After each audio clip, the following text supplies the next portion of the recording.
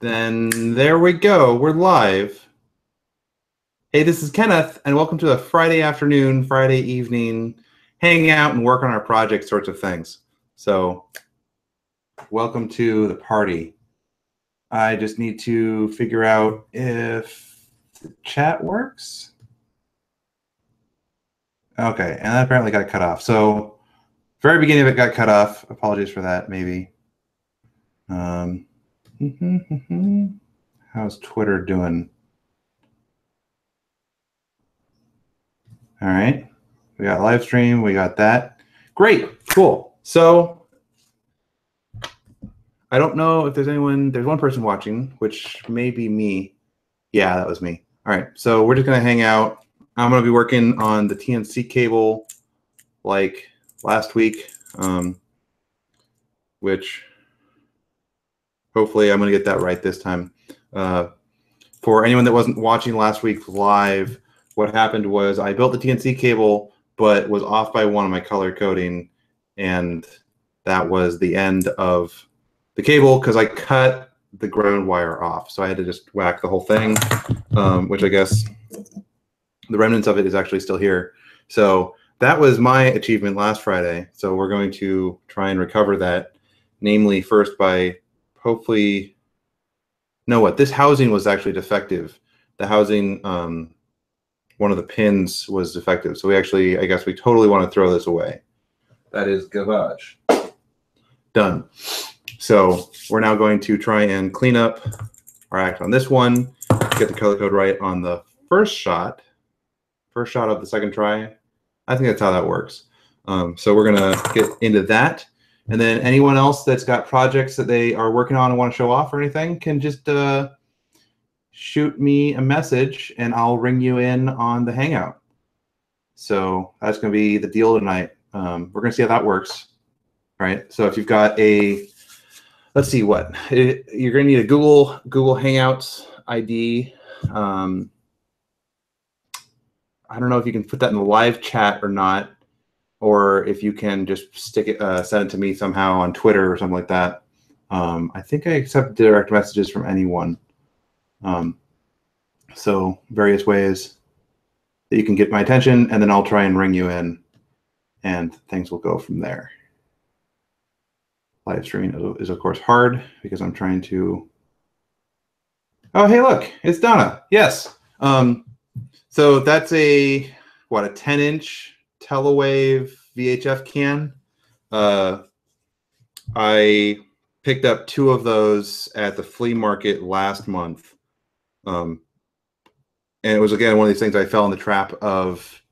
We're looking at this thing right here. I fell in the trap of it was a good deal, and so I bought it just in case I ever need one. Really bad strategy as far as buying stuff like cavity filters. So if you want a good deal on a VHF bandpass filter, no, I still have the fantasy that I might actually use it. It was badly water damaged. Well, not badly water damaged. It had some water damage, and so I ended up paying $25 a piece for the 2 of them, which for a 10-inch can is not that good, or not that bad. Oh yeah, and Donna's got 4 Max Tracks because he expressed even the slightest amount of interest in the Max Track that I had left over from fixing this M120, so I dumped 4 on him so that I no longer have them. But yeah, this was at the same flea market that I bought that. I was rummaging through a whole box of Motorola's, picked up this M120 and managed to fumble it out onto the asphalt, shattering the case, at which point I turned to the seller and went, I just bought this. How much am I paying for it? Conveniently, I have a bunch of Max Tracks, which do me no good. And the Max Tracks use the same part number for the house body. So swap that out. And at that point, really, why was I keeping the Max Tracks? So it's gone. But there we go. Check the Twitter again. Check the live stream. We got the chat. This would be a little bit easier if I had a second monitor. We're going to hope that this isn't too badly of a too bad of an angle there. That's actually surprisingly good. So I think we're going to start working on this TNC interface cable. Going to the right notebook and the right page for my TNC interface. Nope, that's not right. There we go. So given that TNC interface and given this color code, I want 1, 2, 3, 5, 6, and 7. That's 6 pins. No, so the well, no, that's not the M120. You're absolutely right.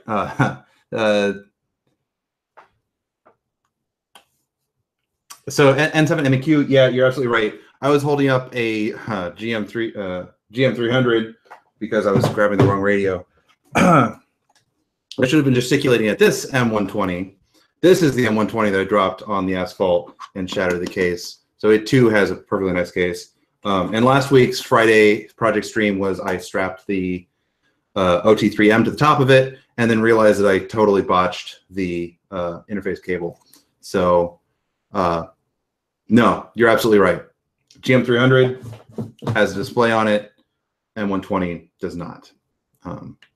So yes, so we're working on this right now is what we're actually working on.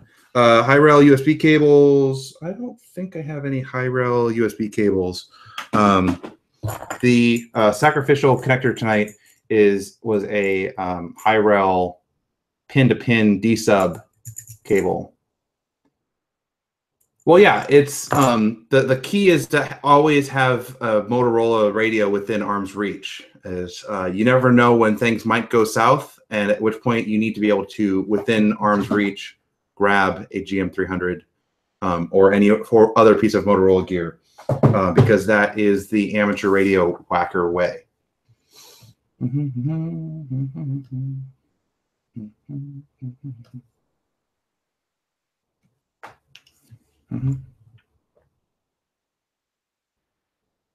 Oh, yeah, and Donna's just making fun of us because we're all younger than him. I'm okay with that. So back to this. We're actually going to write this down. Last week, the fundamental mistake that I made was I tried to do the color code in my head, and that's where things went awry. But the main thing is we need the resistor color code, and we're just going to get. And the resistor color code is one of the things that I knew off the top of my head a couple years ago, but sadly have not needed it since then. So why do I still have the yellow one?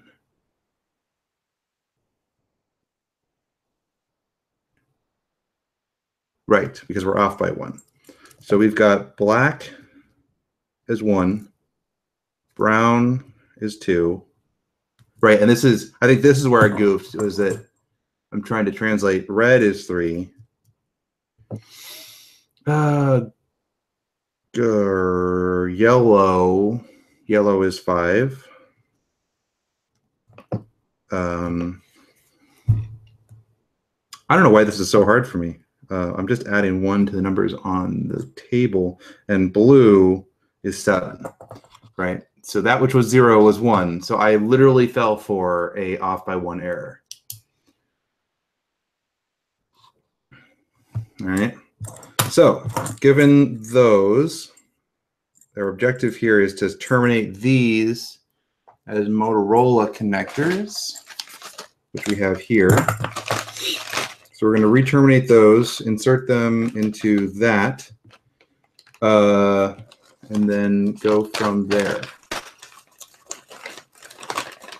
So we're going to do new in bag one of these.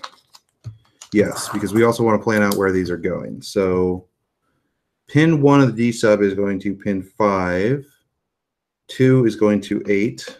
3 is going to 3. 5 is going to 11. 6 is going to 7. And 7 is going to 13. This is on the Moto side. Not that any of you can see this, but that's so that I don't ruin another cable this week.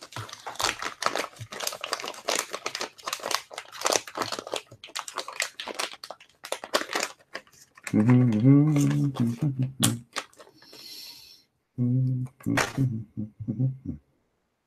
is probably gonna be a little bit tedious since I'm the only one in the stream so far. So I don't know if I've gotten anyone else's attention.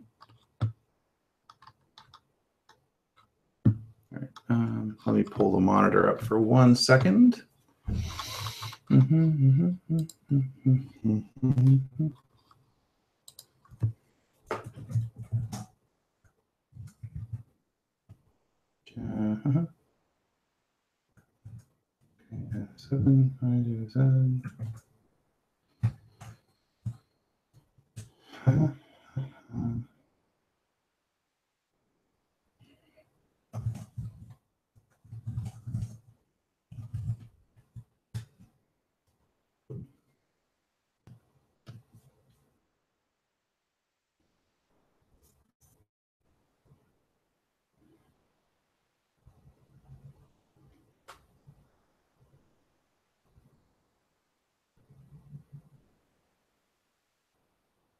Yeah, I have to admit that I'm not familiar as far back as the Maxars.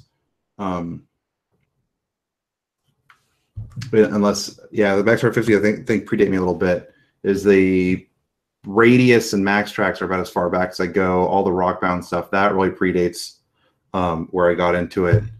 Seeing as how I really got on amateur radio, and particularly this commercial stuff, only a few years ago. So that would have been 2012, 2013. By which point that was really kind of towards the tail end of the GM300s flooding. And for the last few years, I've kind of been enjoying a nice cheap supply of the Walrus series, the CDM 750s and 1250s. That's really been what the supply I've been enjoying. A cheap stream of those coming out of actual service. But even that has slowed down a little bit. I don't know if it's that the groups that were dumping the Walrus radios early have, at this point, anyone that still has them is hanging on to them for a while. It's kind of what I suspect. But we're moving on from there. So I'm just checking the wire gauge on this. I don't know where the other chunk of this is. Just for stripping purposes.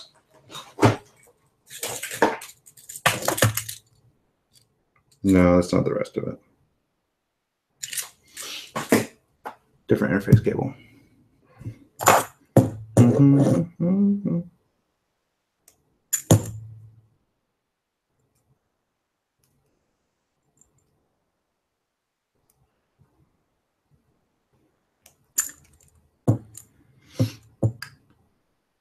And if you're watching real close, I want you to appreciate my very careful, just kind of put the stripped bits everywhere technique.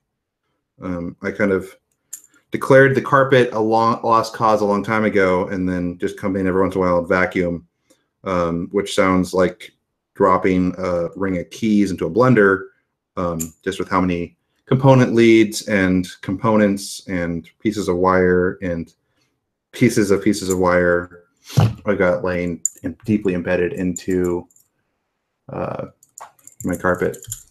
And yeah, congrats on your 40-year anniversary as a ham, Donna. You're stinking old, buddy. No.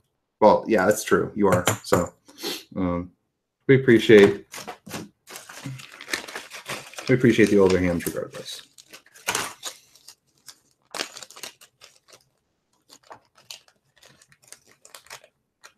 Yeah, see, the trick is that this is a kind of a medium ply carpet, so it doesn't hurt too much stepping on anything. Only stuff that really hurts stepping on in here is like full projects that I just have placed on the floor because I'm a single bachelor, and so the concept of keeping the floor area clear is something I don't really have that much pressure to do.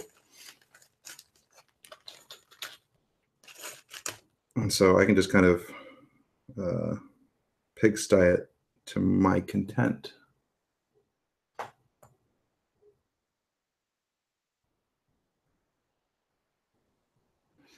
Yeah, I haven't gotten into digital voice at all, particularly just kind of because of what I do with amateur radio. It's all for solving other problems. So I do, event support and emergency communications, and if there's anything that event support and emergency communications really needs, it's that common denominator. The lowest common denominator on all of these various digital radios is the analog side. So I don't see much appeal to it. Everything about Kenneth's place is too clean. Jesus. All right. So we're just pre-bending these dies a little bit because I'm not using the right tool for the job here, which is a little bit ironic because I'm always a big advocate for life is too short to not own the right pair of crimpers. But Motorola managed to, on their 16-pin accessory connector, really kind of pick a bespoke connector that life is too short for the wrong crimper, but God, does Amphenol try and make that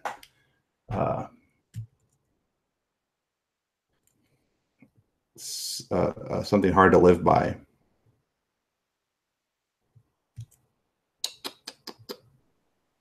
And we've got Jeffrey Glass in the house. Welcome to the party.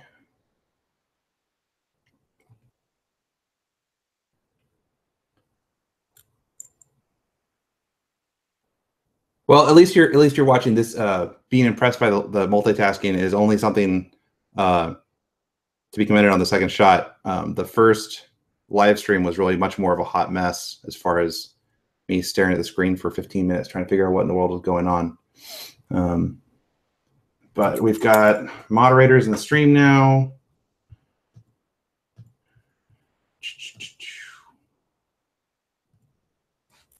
We've got notifications.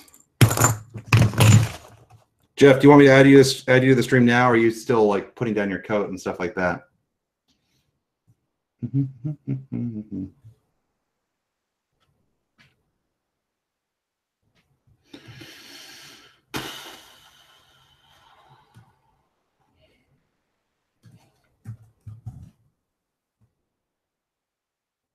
Too late, you hesitated. Yeah, right. So exactly, MEQ. The right crimping tool is $300. The not quite right crimping tool is $11 on eBay. So I'm going to say that life is too short for the wrong crimping tool, but on this one we're going to move on. We're going to just move past it. So there's one.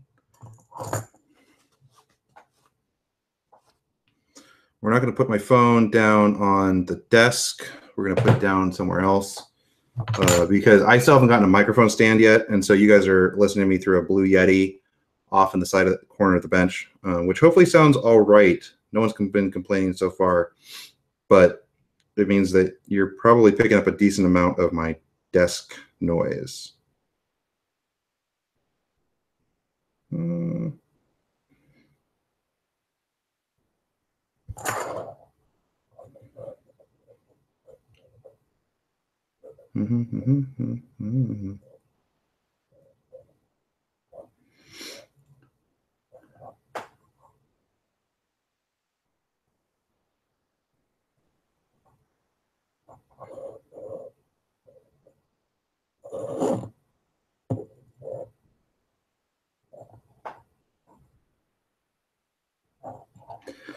Yeah, exactly. The delta between Come on. The delta between the right tool and the not quite right tool will purchase quite a bit of beer. And beer is something I probably should have right now. I probably definitely should have a beer at hand.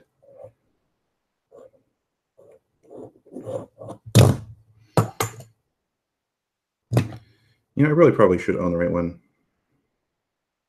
See, the trick in life is to get work to pay for your hobbies. But unfortunately, this connector is kind of just so squirrely and is so much more like small modular product focused than what I work on at work that I don't know how I'm going to be able to justify this crimper.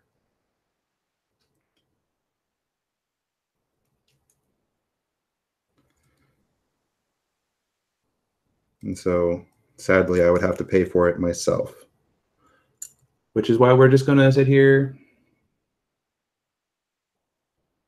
and fake it. Let's see, looking at the chat. It's probably an older married man with kids, Kenneth age. My office is messier than Kenneth. Wow, that's really quite unpleasant because I'm already. This room has been bothering me for a couple months now because what we're looking at right now is this is kind of my the master bedroom in my apartment, which is dedicated solely to projects. But I never quite got a good shelf set up in here, and so I just dumped stuff on the floor. And so as the stuff accumulated against the wall, eventually I ran out of wall space to lean stuff against, at which point I moved to just putting stuff in front of other stuff. And so there's actually multiple, at this point, there's actually multiple layers of debris up against the wall, and I've lost about a bit more than a third of the room just to single layer junk, right? So we've got, you know, box of paper with, I think this is like a couple audio interface cables here, and then a toolbox, and then my trash can. We've got like a whole box of network switches here. We've got a milk crate that was the remnants of some other, like there isn't even really anything in there. Box of amateur radio antennas, and then like a super small walkway here. We've got my programming computer. Behind the programming computer, let's see if you can, I don't know if you can see it. Yeah, behind the programming computer is literally a pair of Master 3 TR shelves. I just need to get rid of those. Like I need to find someone that's willing to not even pay me anything for it, but if anyone actually wants to like drive to San Jose and haul away 2 T-band TR shelves, have I got the deal for you? But it makes this room a little bit infuriating. So I go through phases of not wanting to do anything in here, which is usually when you see me relatively productive as far as like blogging and anything that's not working at the bench, because this stuff just makes me frustrated for some period of time. And then I want to avoid it, which is silly because it's like, if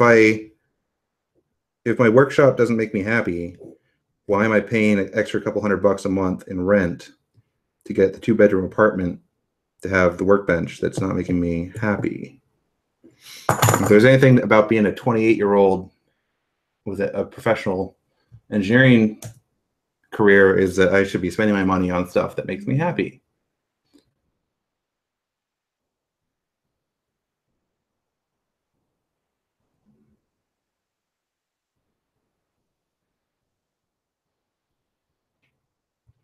Yeah, that's the problem. Is I could definitely move out of the Bay Area, and I could probably immediately buy a house right now.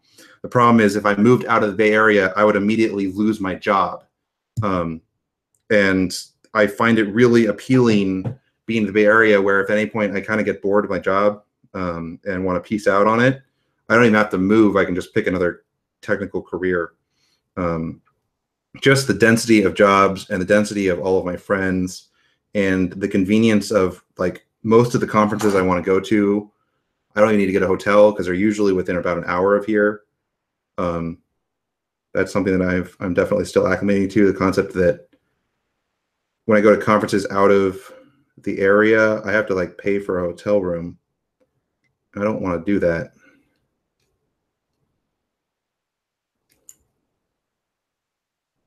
Yeah, we're not quite crimping these things to IPC 620.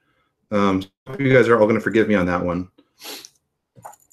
So what I'm talking about, so on your typical crimp like this, you've got one long one and a shorter and a real short piece.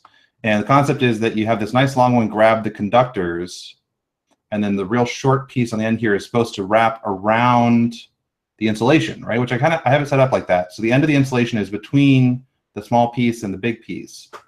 Let's see if I can. Right, so we got the small piece there and the longer piece there that it crimps. So ideally, the insulation grabby bit actually wraps cleanly around it without piercing into it. But since I'm using the same gull wing crimper on both the conductor part and the insulation part, the insulation strain relief is essentially piercing into the insulation, not technically IPC 620, so this is not ideal. That being said, I'm not trying to keep my apartment ISO 9001 quality controlled, so I think we're just going to move on with that. Oh, yes, you previous generation people and your ability to own homes. I'm coming to terms with the fact that it's going to be a while before I own a house, but I also, lack things like a girlfriend or a wife or really any commitment to the area other than the fact that I enjoy working here at the moment, although the Bay Area is certainly quite miserable.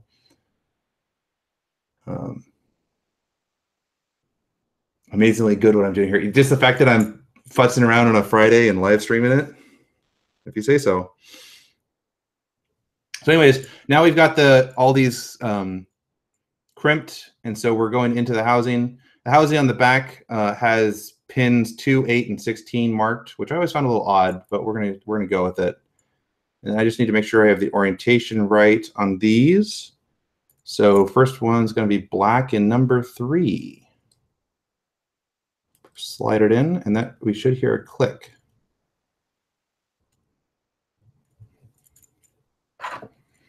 The other thing that you absolutely want to have along with your $300 crimper is your $50 to $100 insertion extraction tool. Is there's usually a tool that's designed to kind of nestle these in there. I guess I actually do have the extraction. I stand corrected. I actually do own the extraction tool for these connectors. There we go. Precision piece of triangular metal with a little pokey bit. And so if I were to goof and put one of these in the wrong hole, which, happens every once in a while, there's underneath each hole, there's a little window that you take the pokey bit here and you stick it in there. And what that does is that actually flips up the retention clip. And so you can then just pull it straight back out again, right? And so relatively easy to do when you do it on the first one. Once you've got 4 or 5 contacts plugged in already, it's pretty miserable. So you want to just get these things right the first time. That's much easier than using the extraction tool. All right, so pin 3, black.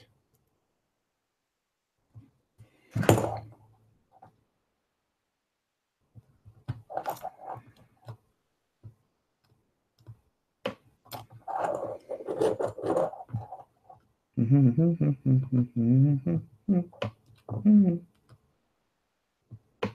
on.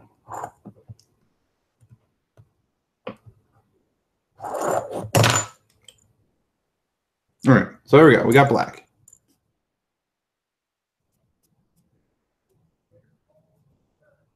Yeah, so I think pokey bit is actually definitely an IEEE term. I believe IPC uses the same vocabulary. So I believe that, yes, that is actually the technical term. So on this connector, you'll notice it's got this tab on the back with 3 holes. So the 3 holes here, this is your strain relief. And so the concept is that you will zip tie the cable down to this tab with a zip tie either going between the 2 outer holes or either one of the center hole and either one of the 2 side holes if you want a nice angle on it. So we'll figure out exactly which way that goes. But you'll notice I have also forgotten to put the heat shrink on. All right, so we're going to demonstrate that extraction tool once again, and then we're going to remember to put the heat shrink on. Not that we need heat shrink here, but because every cable looks better when you put heat shrink on it. And so why not put heat shrink on the cable?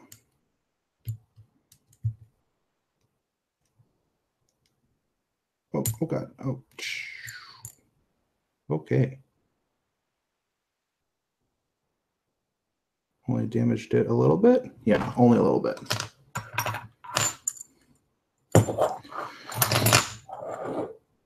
So the retention clip got bent down a little bit, so we're just gonna, bend that back a little bit. Yeah. Then we're going to find a piece of heat shrink that's the right size.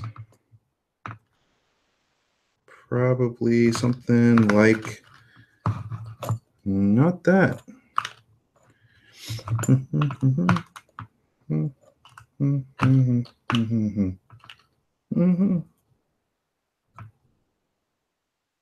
Really? Yeah, I guess so. Okay. I actually almost just made the same mistake I regularly make. Lineman scissors, I absolutely love them. I use them all the time. But you don't want to cut heat shrink with lineman scissors because lineman scissors have a serrated edge on them. So when you cut heat shrink with them, you put a serrated edge on your heat shrink. And when you put a serrated edge on your heat shrink and then shrink it, it generally tends to tear. So I literally don't think I have a smooth pair of scissors in here. I shall return.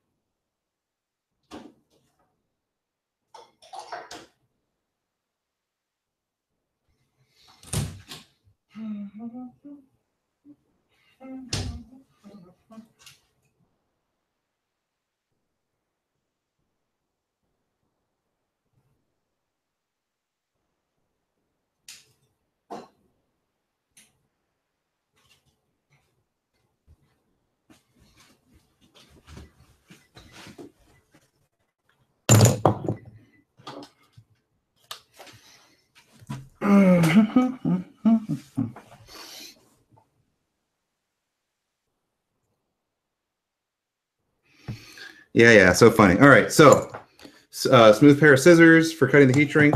So we just want to trim down just a real short bit here. So that's going to go in there. The rest of this goes back in the tray. And then I have well more than 50 bottles of beer in my apartment, possibly closer to 100. And I have failed to place a single one of them in the refrigerator. So I own no cold beer at the moment. So we're instead going wild turkey.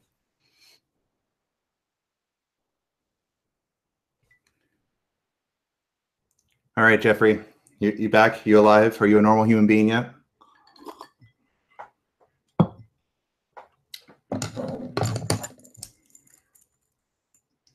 So we're now going to find out how close I managed to cut that.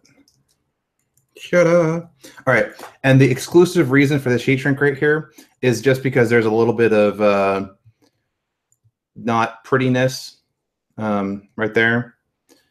And so this heat shrink is literally just going to hide that. That's it. I'll probably want to do it. No, I'm not even convinced I want to do that, because we're going to need a decent amount of slack for how I want to do the strain leaf. We'll put it on there. Maybe we'll cut it off. Maybe we won't. We're just improvising here. It's not like we're a bunch of professionals or something. Like, it's not like my day job is literally to build cables.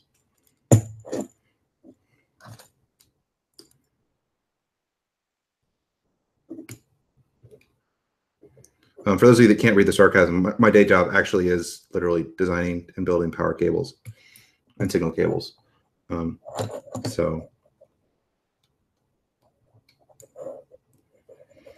the fact that I then come home and build the same types of cables is actually relatively unhealthy, I think.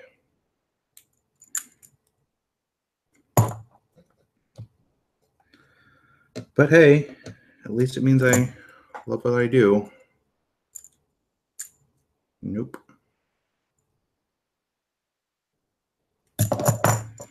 This is where having the right insertion tool would be really nice.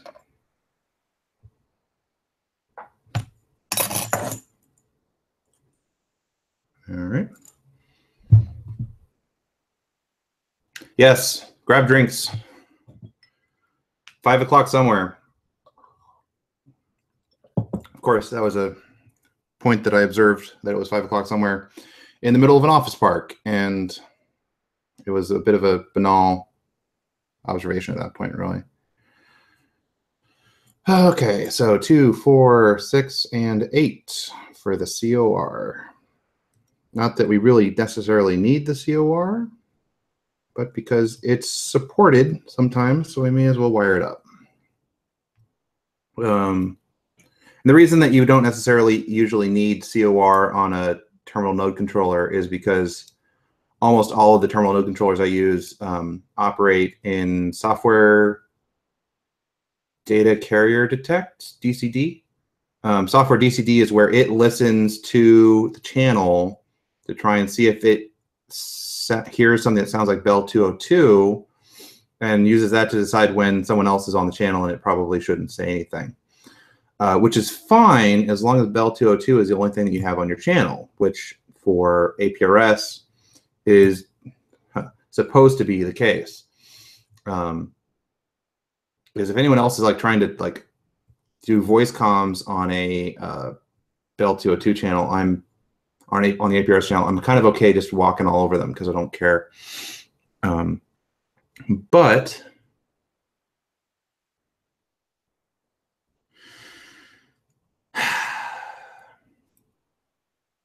you know how I very carefully made the list here?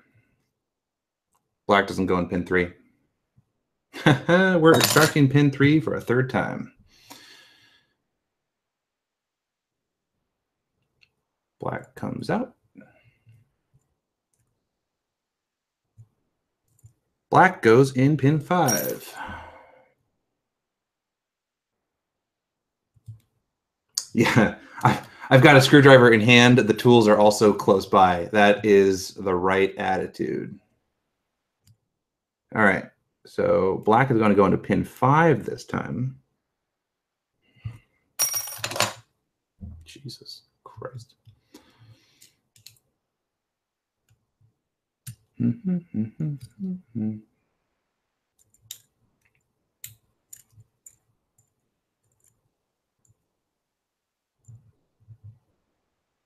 Click. Okay. Red. Red goes in 3.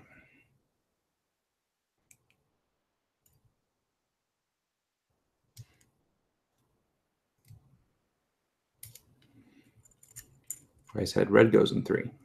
Come on, red. You can do it, red.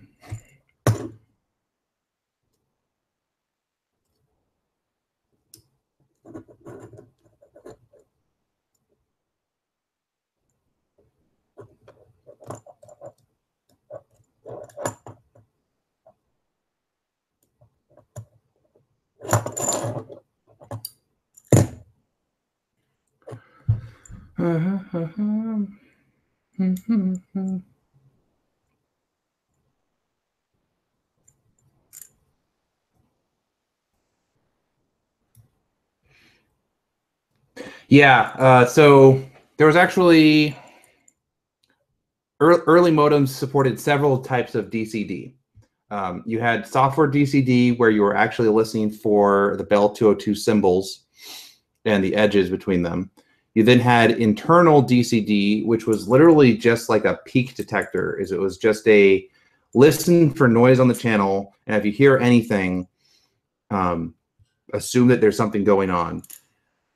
And then there was external DCD. Whoa, no, I don't want software updates. Stop. No. Stop, Windows, stop. There was external DCD, which would go through this external COR line. The super annoying thing about the internal DCD, which I think was the only, like the TNC2, like the original Tapper TNC2 only had internal and external DCD. It didn't have this software DCD. Was that when you use a radio like a Warris, like CDM 750, it doesn't squelch the detector output, and so even when you are on an empty channel, it still senses that there's something wrong. So that's often why people will have problems trying to get radios to transmit, is if their detector isn't, if the audio output from the radio isn't actually muted due to carrier sense.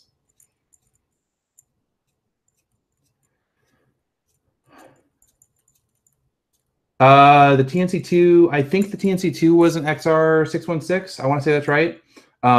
But the DCD was actually separate from the phase clock. And so like there was like an external card or something for it. Like there was some little module with someone's guy's call sign on it. Oh, or was it the 2210? I don't remember. I've got a TNC2 clone here somewhere, and I don't remember if it's a XR 2210 or a 616. 2210 probably makes more sense. I don't think they did. I don't think that there was a state machine DCD on the TNC2. I think you had to use internal. Yellow is on 11, green is on 7, and then blue is on 13. Green to 7.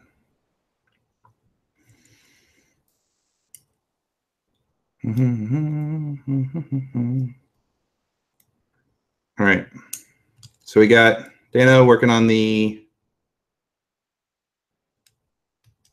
his one chip thing.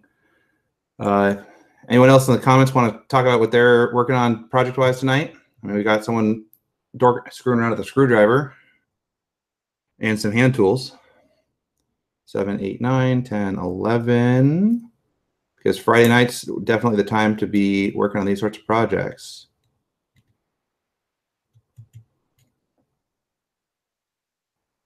Right? Yellow is 11. 11, 12, 13, 14, 15, 16. Yes. I can count.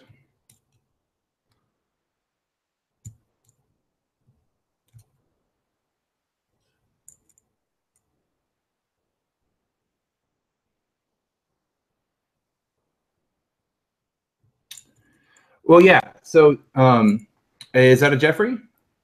It is. Can you hear me? I can hear you. Excellent. Tremendous. Hello. Yeah, so if you're saying adding the Tapper DCD state machine to my PK88, absolutely. So the state machine, the DCD state machine was a separate module that didn't always come with your TNC2. And so all the TNC2 clones, which may or may not have held on to the same like module headers, they definitely didn't come with them. And now I've got all these old TNC2 clones that I have no access to the state machine and or I'm willing to pay for the state machine. But hello, Jeff. How are you doing? I'm doing well. It's Friday. It's 5 o'clock here. I guess it's much later than 5 o'clock here, and we're streaming on the Friday night. What's not to like? All right. So what's your project tonight? If it's not other than heckling Kenneth for building another cable.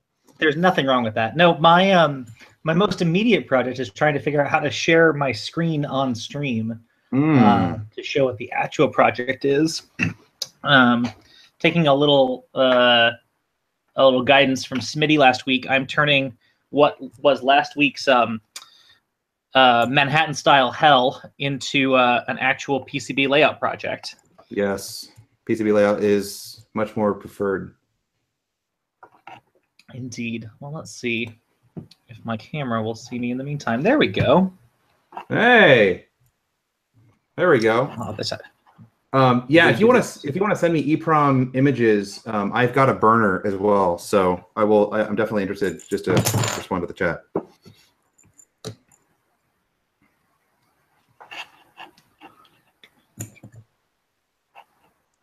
Boom.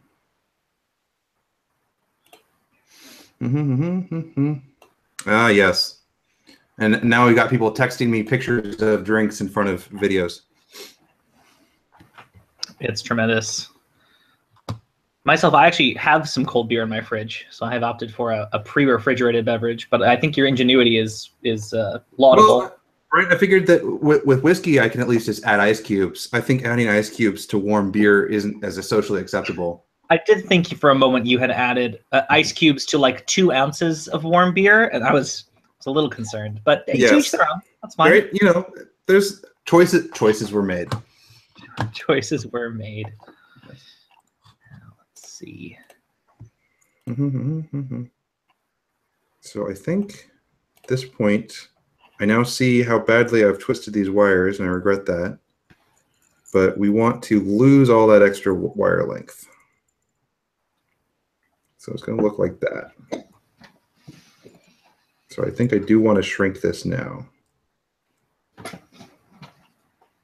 All right, so this is where you would pull out your hot air gun, which I don't own. So we're going to, you know,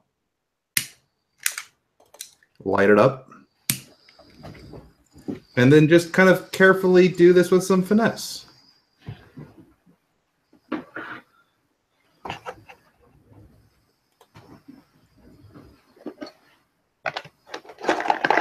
Be careful not to burn everything.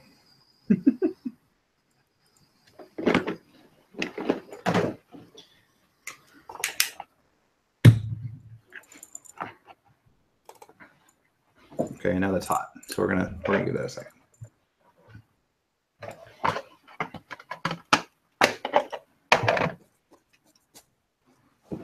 Yes, the IPAs tend to be a little bit much, particularly here in California. Oh God, that must, so something like 18 months ago, I actually made a fantastic IPA myself, which was great. And I recently found about 30 or 40 22s of it, which were not so great anymore. Sadly, the whole thing about, you know, people make a big deal about how IPAs have a very relatively short shelf life, which is incredibly ironic considering the original motivation for IPAs. But I found these at the time were pretty well tuned in, mellow. 18 months later, they were less so on the well dialed in and mellow. That is a real shame. Yes. All right, so what we've got, I see about a 6 transistor amplifier here. Yeah, so this is a continuation of the BitX project I was working on last week. Let me get the schematic back up. So this is my first time screen sharing. Can you see my mouse position on your screen? Yes, we can. Yeah. So the gist of it is that the top half and the bottom half of the schematic are the same thing, but rotated 180 degrees. So this is pretty much just a bidirectional amplifier. Exactly. Okay. And this is the very same one that was featured in my one and only YouTube video to date. But essentially, it's meant to be an amplifier that has a relatively constant input and output impedance, regardless of what you hang on the other end of the amplifier. So a signal comes in here, goes through a common emitter stage, goes through 2 stages of buffering, and then is AC coupled out the other end.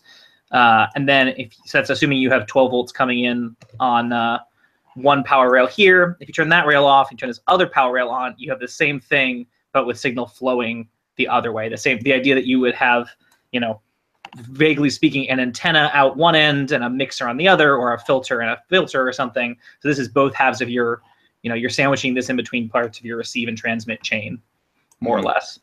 Yeah. To answer the question in the chat, IPAs tend to mellow with shelf life.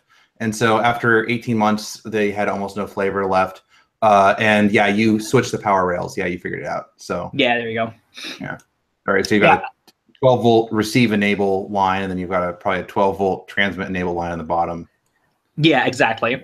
And so the idea is that those receive and transmit rails are the same. The receive rail would probably also turn on your audio amplifier, and the transmit rail would also probably turn on your power RF amplifier out the other end. So I'm a little surprised that your buffer is a Darlington configuration. Do you really need that much impedance out of your amplifier? No, probably not.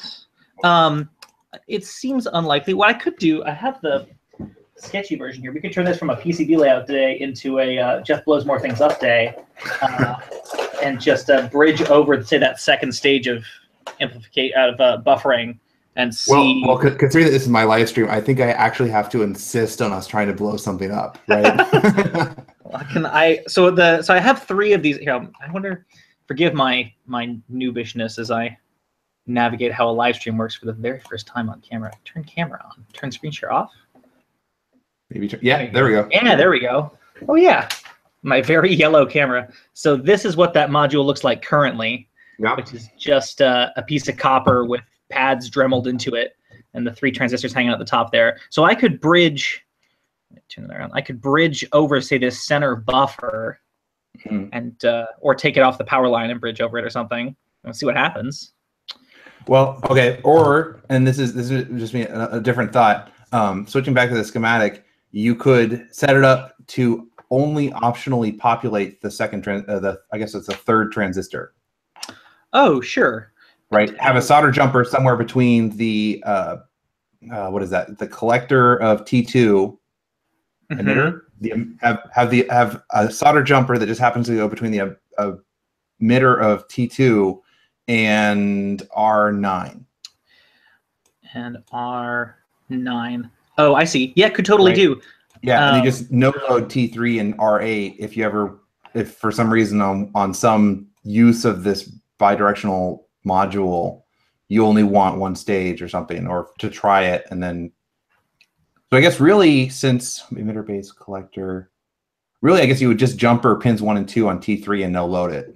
Yeah, exactly. On the layout, which let's hope the layout shows up. Yeah, hey, look at that. I could just bridge those 2 pads in the middle of an amplifier with a jumper.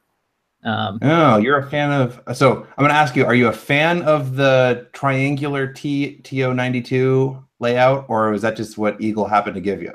That is what Eagle gave me, and so that's what I am using. All right, because I'm a big fan of the linear 1 through 3 pads, because I like to have my TO92s real nice and flush to the board. Sure. And they don't come like that anymore. Yeah, it's true. It's true. Yeah. So one of the neat things about this design is that I'm trying to figure out like another sort of option for is you have this low impedance buffer amplifier right at the output here. And then it's basically just in series with a 50 ohm resistor. So more or less you have, a handful of ohms in series with 50 ohms. So it's roughly hand wavy 50 ohms output on the whole thing. Assuming that you're high enough frequency that this cap doesn't make a difference. On the input side, I'm basically trusting somebody else's math that that this amount of emitter degeneration and this amount of feedback is giving me approximately 50 ohms on the input as well. I confess I haven't worked the math myself. Yeah, that's 15 in parallel with 180, 100 nano at HF. Well, you can kind of ignore it. So, I mean, we're talking about maybe about 12 ohms base. Your with the 6, yeah, sure. I could trust someone's math that's That's probably about 50, whatever. Yeah, I'd buy it. It's a lot easier to measure the output impedance on this sort of thing with again hand wavy with just a variable pot across it. But measuring input impedance is not really a thing. Well, it is just not without network analyzer. Yeah, exactly. Yeah, not all of us have fancy tools. My the best oscilloscope I have that's still working is only 35 megahertz. We won't look at the ones that aren't working tonight. Go on. Yeah, go for it. I was saying, in answer to the chat, Dana says, have you considered replicating the Mimic topology for 50 ohm? No, I haven't. I haven't ever worked with something as small as Mimic. That would be a fun next project, but I sort of want to get my first big PCB spun and go from there. Other good questions. EMRFD is a prime source. Let's see if I've got mine close enough. Oh, I don't have my camera on, but you can trust me. I'm waving it around in my hands right now. Did I feed it to Spice? No, I haven't fed it into Spice. That's a good idea. I have LT Spice here. Solid State Design. What book is that? Because that rings a bell, but I don't remember which one it is. It's another Wes Hayward book. It's Solid State Design for the Radio Amateur. It's kind of like EMRFD was, but 10 years in advance. But it's a little more mathy, I think. Not that there's not math in EMRFD, but they kind of go hard into like examples and circuit topology. But I had that around here too somewhere, but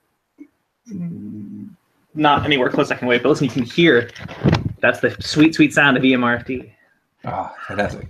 Right. Which I felt really silly when like they tried to make a big deal recently about how it's coming back. We're going to bring it back. And I'm like, what are you talking about? Like, I just bought this a few years ago. But apparently between you and me, we managed to buy like 2 of the very last copies of it available.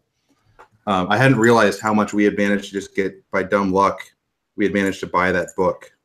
Yeah.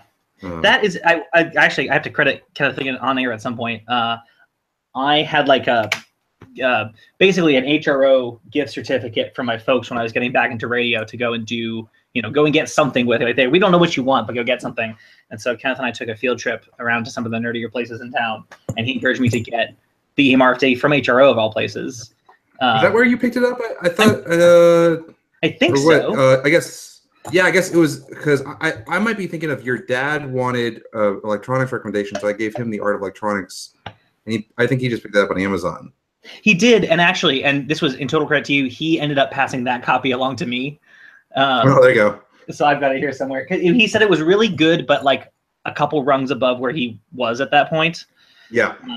So I sent him return some like, getting started with circuitry, getting started with Arduino kind of things. Yeah, Forest MIM sort of stuff, maybe. Yeah, exactly.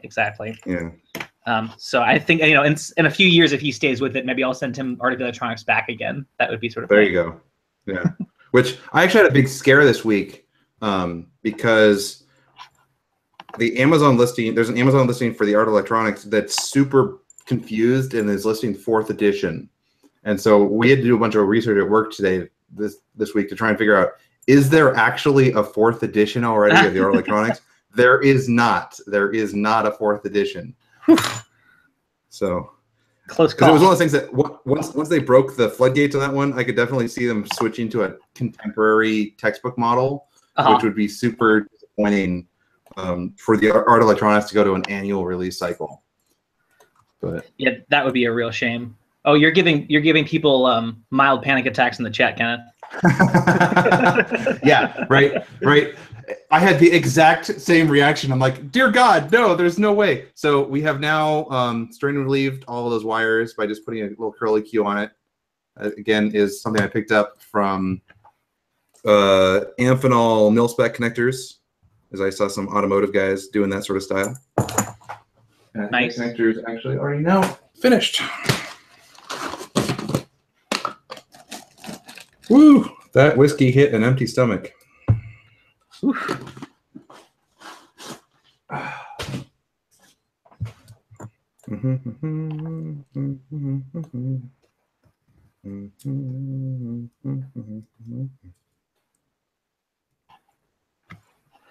do I want this to be straight or not? I think I do. I just want a straight exit. So, Kenneth, so for someone who's been watching for the past 20, 30 minutes but missed the critical context at the beginning, what is the end goal of this cable? This is a terminal node controller interface cable. So one end plugs into a Motorola commercial radio, and the other end of it is the D-sub-9 radio interface on pretty much any terminal node controller except for the AEAs, the PK88. They screwed us with this like DIN 8 connector, but everyone else pretty much standardized on the T and I don't know if the TNC2 used that same D-sub-9, but he's right. I do need a black zip tie for this. But like Cantronics used this D-sub-9 pinout that pretty much every contemporary TNC designer, like the Tiny Track and the Argent Data, all matched. And so, which is super nice because it means I have like one giant pool of interface cables that work on everything. Nice. And that's something I'm not sure about because I own a PK88, but my PK88 to the Cantronics D-sub-9 adapter dongle that I built went back to its owner with his PK88. And so ironically, when I finally owned a PK88, I can no longer use it. Oh no. Is it really just, so I'm unsure if it is just literally a DIN 8 with like a threaded housing or something. Because I'm unsure on exactly what connector it is. And of course, there's almost no useful information on it online. So we'll get around to that. But all right, so there we go. So we now have a nicely string-relieved cable with black zip ties. So is it really just a normal 8-pin DIN? Because I thought DIN connectors are just press fit. This is probably a question more for you, Jeff, than anyone else that I know. As far as, like, is it normal for DIN connectors to have like a threaded ferrule on it, or is that like some sort of special retention feature? A threaded ferrule over the cable part or over the actual connector part? Let me go grab my PK88. All right, Dana. Dana, this is our time. You get the radio. I'll get the. Oh no, he's back. Oh no. So on my PK88, the radio interface is this, which I think is a DIN 8. And it's got a thread on it, which means I don't think that it's actually just a normal DIN. So you have one with a threaded connector as opposed to like a quarter turn locking connector? Yeah, it's literally like 6 threads of threaded connector. Yeah. I mean, they're not as common nowadays as like the standard one, but like for example, the mic connector on my Yaesu is a 5-pin DIN with a thread.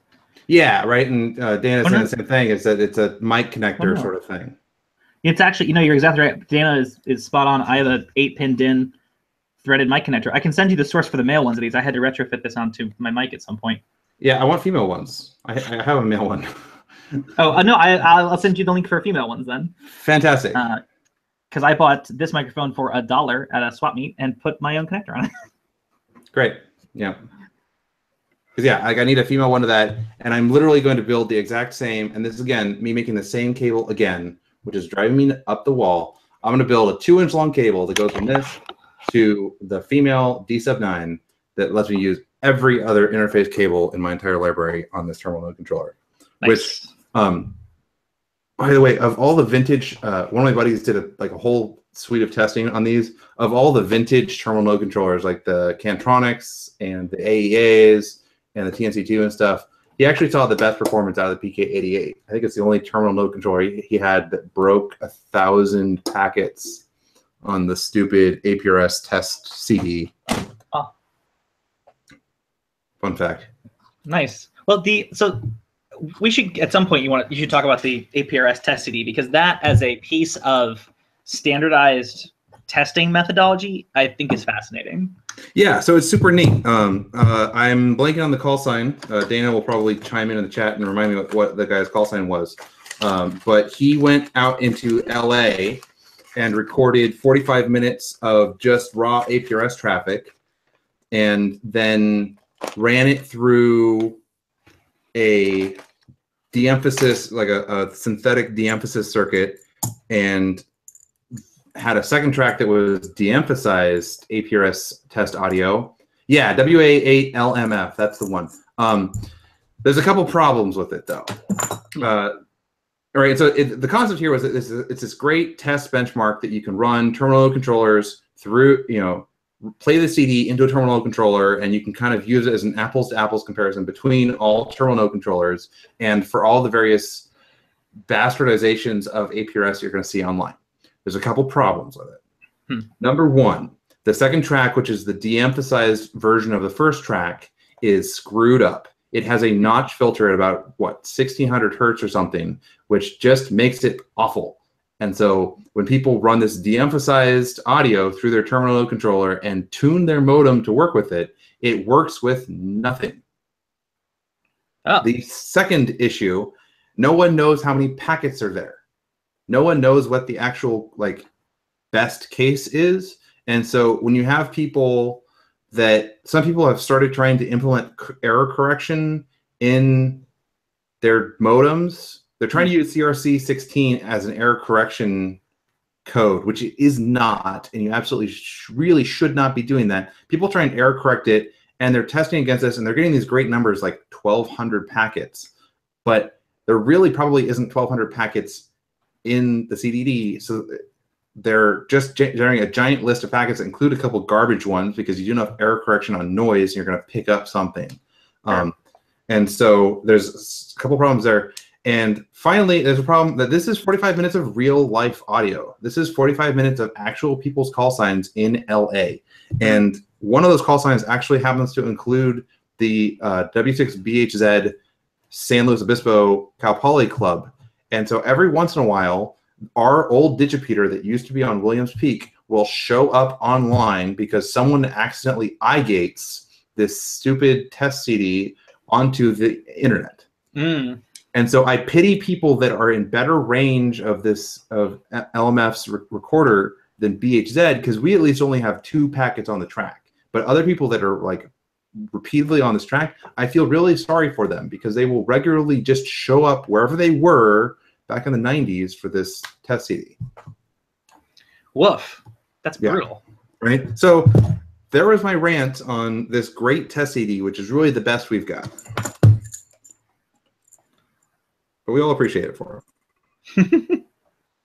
I'm sure we do. All right. So in theory, if I were to take this cable and plug it into this radio,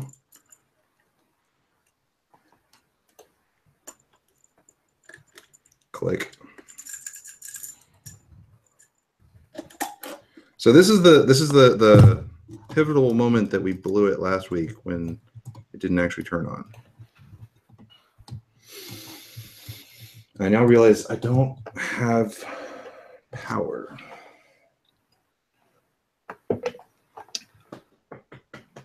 I've got some here, Kenneth, if you want to borrow some of mine. I'll just hold it up to the screen. You can use it. Thank you, Jeff. I'm fairly certain that's how this works. Oh, yeah, that's just science. What is this plugged into? Have to be plugged into that? What do we got? Juice. Well, we're going to need that one. We're going to need my service monitor later, so I don't think I can steal that power cord.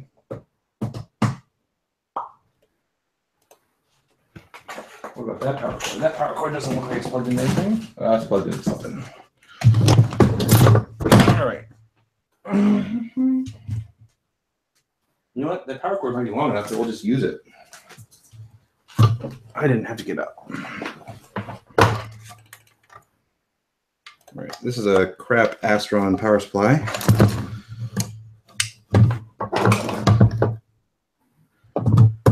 All right, let's make sure that we plug ourselves into the RF port on the service monitor and not the high resolution sense port, because I'd be very sad if I blew up the precision sense port.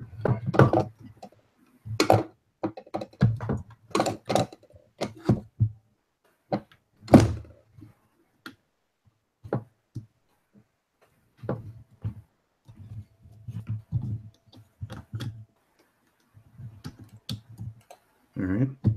SS50. Is that like the real small radios? I think that's a power supply. I think he's offering you. Oh, the SS50. Probably not, because it's probably super loud. Yeah. I recently e-wasted 6 or 7 Master 3 power supplies. So if we want to talk about things I don't need right now, it's more power supplies. Contact. Hey, we got a blink for a second. Is that nice. Right?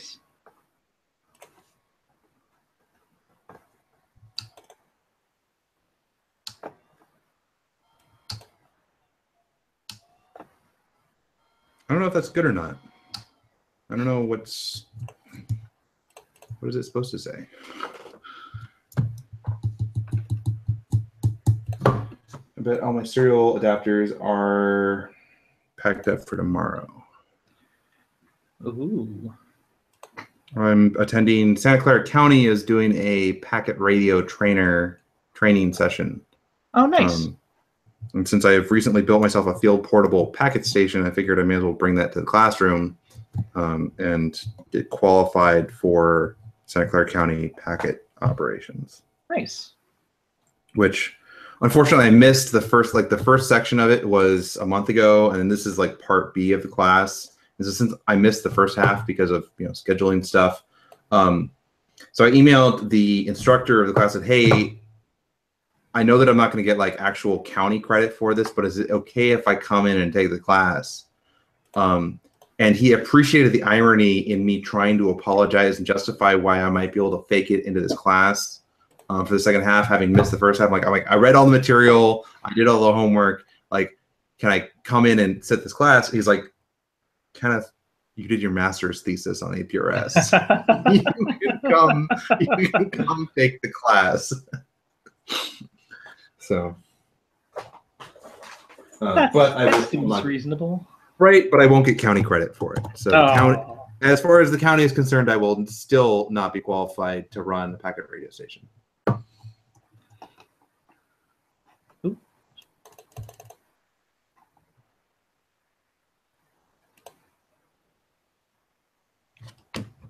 Oh, have we gotten thumbs up on the video already? Ooh. Yeah.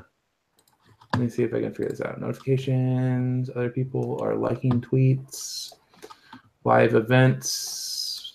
Is it video manager, or do I really have to open that one and hope that audio? Hey, look at that. We do have a thumbs up. Make sure to like and subscribe. Yeah, tune in next week for our exciting conclusion.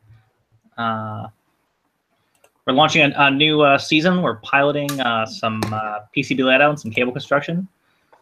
I mean, actually, though, as far as like ways I spend my Friday evenings, this isn't that bad. This is pretty good, right? Yeah. I mean, granted, without the heavyweights like Smitty and Jeremy in here, we're not picking up the 12 viewers we had last week.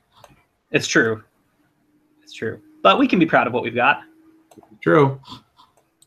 I think. All right. We could also try and do some more promos. Friday Night Fun. No, that was last week's. Live streaming.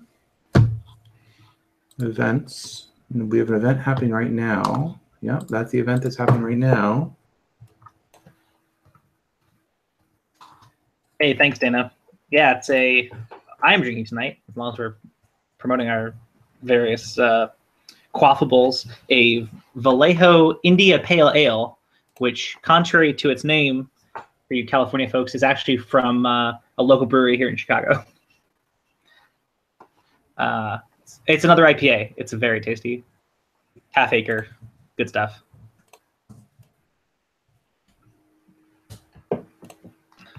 Right. Promoting us on Twitter still, so things are happening. Woo! Now,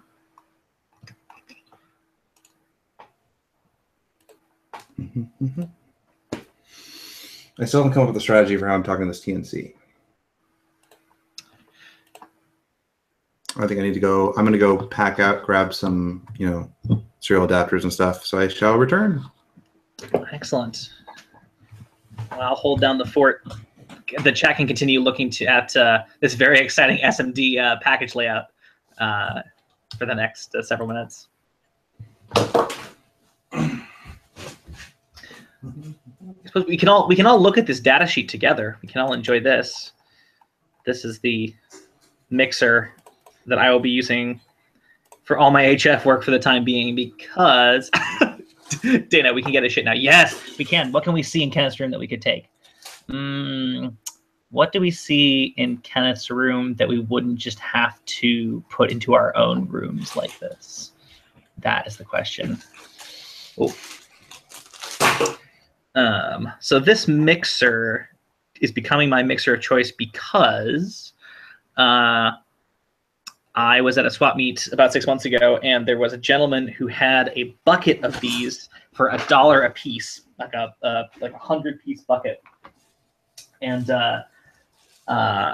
they are normally like a $7 or $8 part direct from mini circuits. So I bought I think 20 or 30 of them because I make things, but I don't make things that often. So this is my HF mixer can for the foreseeable future. Get them all rattling around next to me. So currently I've got 2 of them on little Manhattan style boards, being my prototype boards. But now it's 5%. I need to put it on a PCB, so I need to make a little layout. I'll see if I can get the Manhattan style board on the screen because they're just adorable. They're so cute. So, it's a little board with 3 SMA connectors and a tough one mixer. One thing about them is the IF port, I want to say, is really. Oh no, the RF port is only supposed to be good down to about 2 megahertz. So if I was to ever want to do something really low frequency, like a spectrum analyzer project or something, I would need something that would go a little lower, or like swap the port so the IF is like closer to DC and the RF is, instead of being the input, is sort of the higher frequency part. So, but that aside, it's a great little can, which we can all look at the data sheet for. There's a tough 2, says Dana. What's a tough 2? Is it 2 of them? Is it tougher? Oh, here we can all look at this data sheet together. Ooh, I'll share the screen. There we go. This data sheet, the tough 2. This is, interesting. RF down to 50 megahertz, but IF from DC to 1 gig.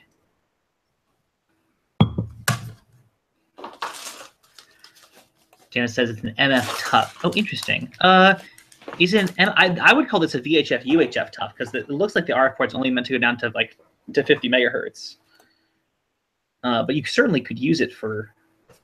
I mean, this would be a great. Oh, Dana says tough 3. All right, Dana, you asked for it. Are we having a tough time here? Well, was that pun not appreciated? Kenneth Finnegan, everybody. Tough for NFC. Yeah, here we go, Dana. Tough 3 is what I think you're thinking of. IF DC to 400 megahertz, RF down to 150K to 400 meg. Very nice. Well, if I can ever find somebody selling a bucket of tough 3s at a swap meet, I will buy a bunch of those as well. Wait, let me guess. Do you have a bunch of tough 1s because you bought them at Halted? No, I actually bought them from a guy at a local swap meet in Chicago because he had a bin of them for a buck a piece. Yeah, because Halted had a bin of them for, I want to say it was like 30 cents a piece or something. That sounds about right. So there's my lifetime supply of mixers. Right. Well, for those of us, I mean, the cost benefit for if I needed a mixer, how many mixers would I have to buy at Halted when you factor in the cost of a flight to and from Chicago? Be several hundred mixers, but I would break even eventually. Yeah, right. Particularly, I mean, hey, those mini circuit mixers are really expensive. They're really well. This is so. I thought I was being clever because this guy just had these little, sacks of things, and I was like, he'd maybe 50, maybe 100 in this bucket, and I was like, if you want to clear them out, I'll take them all off your hands. I'll give you $40 for the bin, and you don't have to have this bin anymore. And he was like, no, I have thousands of these. I just put them out a few at a time. It's like, oh, that's fair. I'll buy them for $1 piece. You can't fault me for trying. They are very expensive. There you go. Says, he's trying to offload junk on you. It's a trap, but send him your address. Oh no, Dana, no. No, I would gladly. I'd love to have something for us at a lower frequency. Dana says put a Kix mixer in it with a transformer. I have done now Kiss mixer. We're talking about with the 2 grounded gate FETs, that kind of Kiss mixer. Interesting. Could do. The last project that I quote unquote completed was a radio that had balanced diode ring mixers at both sides. Just, a little from scratch 4148 diode ring mixers. And that was fine. I find the process of matching diodes to be kind of slow and tedious. And now that I have these lovely prepackaged, pre-matched mixers, it's so tempting. It's like it's all in this little 300 thou can, and that's just so nice. I'm now in the painful world of serial ports on Windows. I'm used to just being able to do a D message and an ls dev and find out what serial port I'm talking to, but that's no longer the case. Well, it helps if you turn it on. Oh, look at you. Yeah. Doing all this tricky stuff like turning the actual radio on.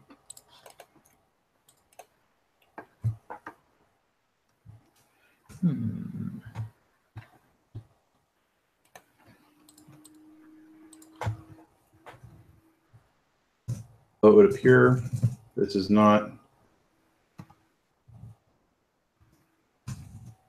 600 baud.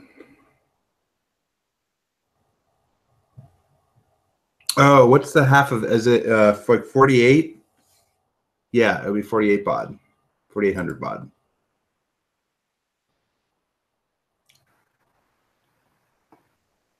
Hello?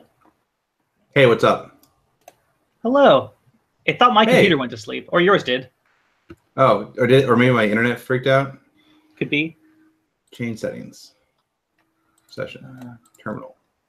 Keyword. Window. Appearance. Top view. Top view. View of the top. Dana, I will be all over these PMs as soon as I learn how. But I trust you are Googling as furiously as I am, so we will make this happen. Aha! Serial port. All right. So the trick was this TNC was left in 4,800 baud, which is a more standard GPS serial port speed than 9,600. Ah. So that's why I'm like, maybe it's 4,800. Because when I have these things set up as standalone trackers, the GPS pucks that these things talk to are 4,800 as opposed to 9,600.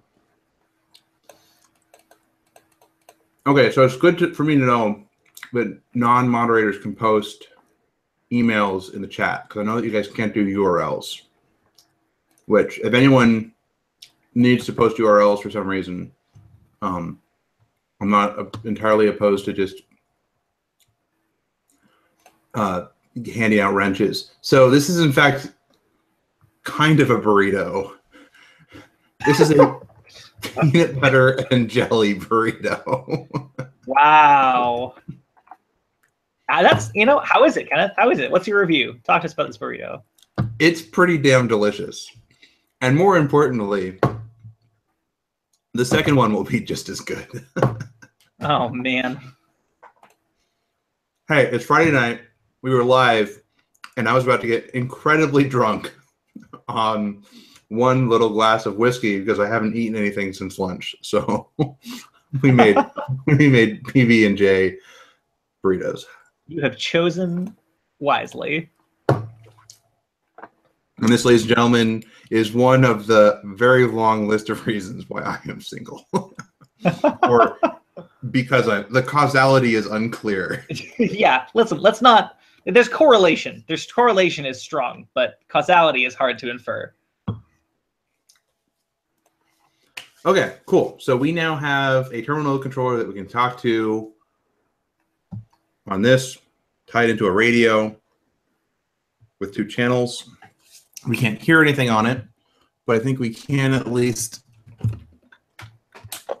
turn on the service monitor, and we need some alignments to set the deviation correctly, if I remember how to do that. So how's your surface mount pad going there, buddy? It's going great. It's going real good. It's just remembering how to lay out S&D pads in Eagle. Yep. The first time in a long time. Right. I mean, I would help you, except that I haven't used Eagle in years and now use KiCad, so all your pads disappeared. I deleted them, so that's a good sign. Okay. Good. Yeah. Now, can I set a custom pad size? No. Curse you, Eagle. I can only create pads that Eagle wants me to create. That's fine. That's totally fine.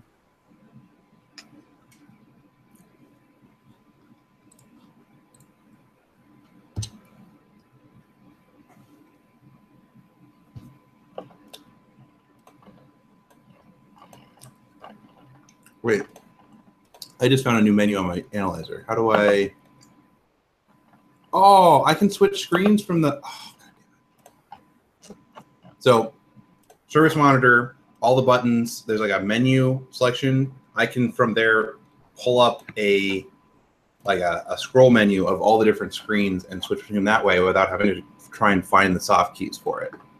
Ooh. God damn it. Nice. So wait, so this is your service monitor? Yeah. Okay. I mean, you can't see it because it's right next to the computer, and I'm not going to try and rotate everything like last week because that was just a bad deal. That was an adventure. You said analyzer at one point, and I thought perhaps. Sorry, it's a service monitor with that has a spectrum analyzer in it because it has to. Gotcha. Okay. On RF in, sensitivity normal, IF filter 30. All right, contact.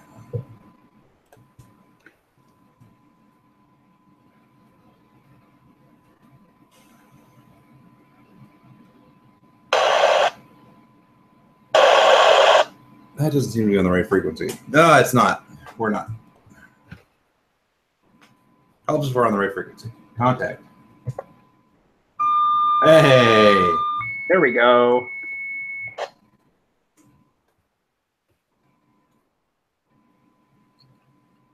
Yeah. See, Dana's got the right idea.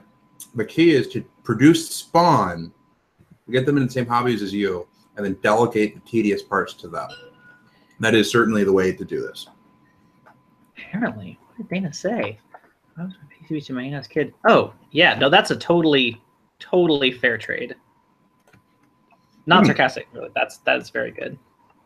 Well, that explains why I just checked the deviation and it was 4.8, which in my opinion is too high.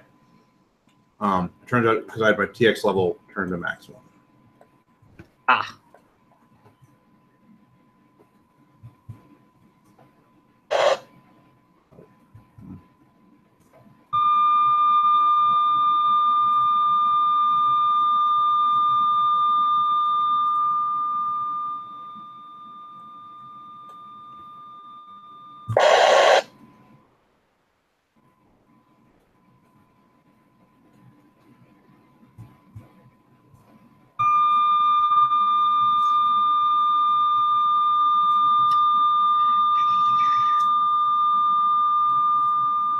There we go.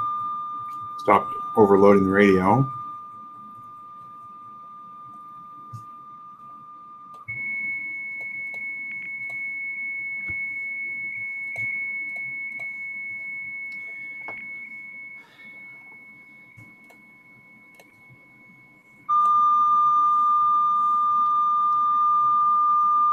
we go. All right, so now pin 1 looking at the front. Frequency error of 330 hertz. Is Yeah, 270 hertz. I don't know how I feel about the fact that it's stepping around like that. 2 is 2 is high. 3 is. Oh, cool. There we go. 3.3 kilohertz. That's good enough for me. Nice. Calibration was 50. Whatever that means. Oh, you had 50 calibration? That's pretty good. Yeah, calibration of 50. All right. Oh. So at this point, you need to apply some Loctite to that calibration to make sure it doesn't move. Sure. So I need to open it up and find where in the bits it says TX level 50. It'll drop a Loctite.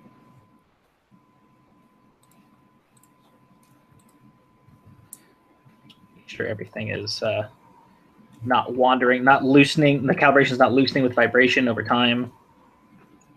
Very important. Yes, calibration drift in the bits is incredibly important. You don't want that to happen. Calibration drift. We had a stimulating conversation at work the other day about the loosening of threaded fasteners with vibration over time. And specifically that's one of those things that I'm fairly convinced that there is much more myth than actual answers on. There was a pretty decent white paper on it from a technical group in one of the national rigging associations that deals with, you might load a couple of 12-inch pieces of aluminum truss and connect them with 4 3/4 inch bolts and wrench them down tight and assume that they're good forever. But if that joint is either undergoing vibration or flex, or even if that strain is in theory linear, or if there's any kind of shear loading on it, they were positing that you could see some of those torsional forces, that the shear force is translating into rotation of the nut and not just weakening the connector. Like you say, not a ton of evidence, but in show business, people tend to be more cautionary than they are scientific. Like everything is just rated with a wild safety factor. Well, except for some of the electrical work I've seen done in theater, but well, even then, so it would be the kind of thing where you would, let's say we're running 3 75-watt light bulbs. We're probably still using 16-gauge zip, which is wildly overkill for that purpose-built installation. And then it's probably like wire nutted together and E-taped onto a metal pipe. But up until that point, it's fine.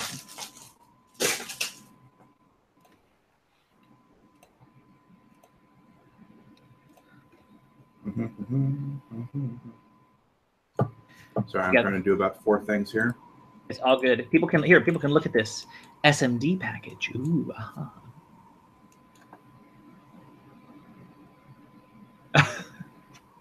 Dana is very accurately in the chat calling me out for saying that they believe that something and they posit something, they being a stand-in for anybody older than me who I'm willing to sort of trust vaguely. You're not wrong, Dana.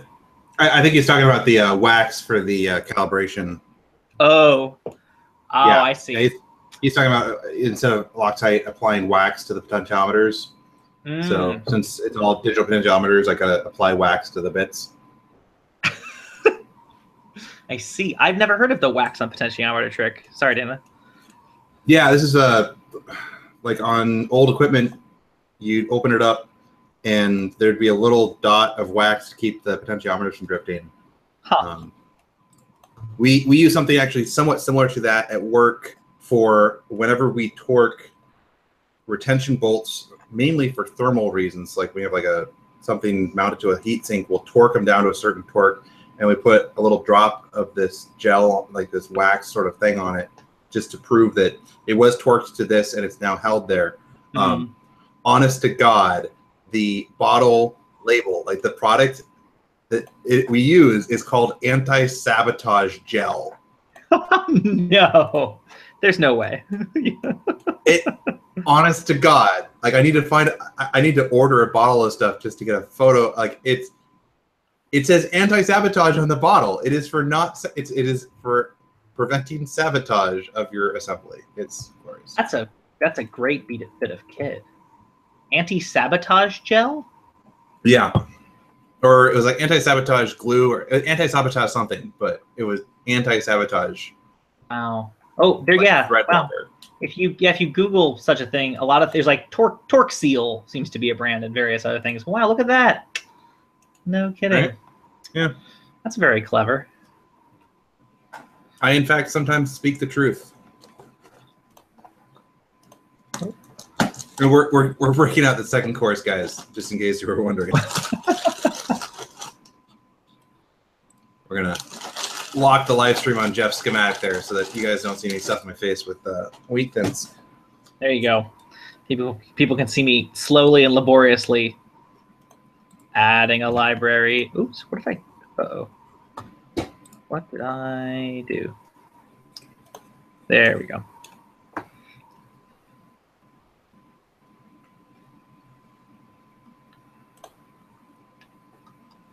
I would like to add a library.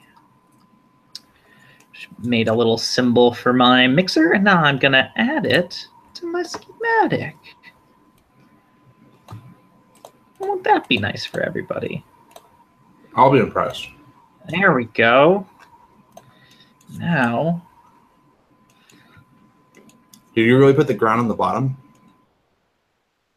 No, ground's on the top. On the top? Yeah, I couldn't think of a better place for it. I mean, I know there's an option somewhere in Eagle to like automatically install and ground like specific grounded pads so you don't have to look at them in your schematic. Like if you had an op amp that had 4 ground pins on it, you can like hide them somehow, but I am gonna learn that another day, I choose to believe. I guess you've already embraced the idea of upside down grounds on the tops of schematic blocks, so. It's true, and I mean, this is you're talking about all this shenanigans in here. Yeah, it's kind of all your transistors are upside down over there. Yeah, I admit that it's not kind, and I admit that I drew the top one first and then rotated it 180 degrees. But for preserving the symmetry, I'll live with myself somehow. Yeah. I guess I'll at least give equal credit that it has this killer feature of it lets you copy paste stuff. It's very true, and apparently there's some way of like if you copy and paste bits of your schematic, you can similarly like copy, paste, and move bits of the layout, which would be pretty clutch. And in fact, I'm going to learn that skill in about 22 minutes when I have to take this block and make 2 copies of it, and I am not going to lay that out again. So, because I did, yeah. So we're going to figure that out. So I guess one design question that I haven't addressed in my forward progress is, do I put... So the local oscillator for this thing is going to be an SI5351, the universal PLL chip. And for experimentation, I've been using my quote-unquote homebrew signal generator, which is really just an SI5351 breakout board, an Arduino, and some controls in a box. So I could continue to do that, or plan to use an outboard LO, or plan to put an SI5351 directly on the board. Yeah. Or put like the Adafruit SI5351 module that has like just 7 0.1-inch header bins. Yeah, right. Yeah, it's like power, ground, a couple I2C buses, and the 3 clock outputs. So I could just do that and then go on. A couple I2C buses? Yeah, so there's one. So this is my understanding. The first bus brings the people that have the information to the chip, and the second bus takes it away. No, a couple lines is what I meant. You cracker eating Kenneth. You Kenneth Finnegan. Maybe I will for now just buy wheat thins.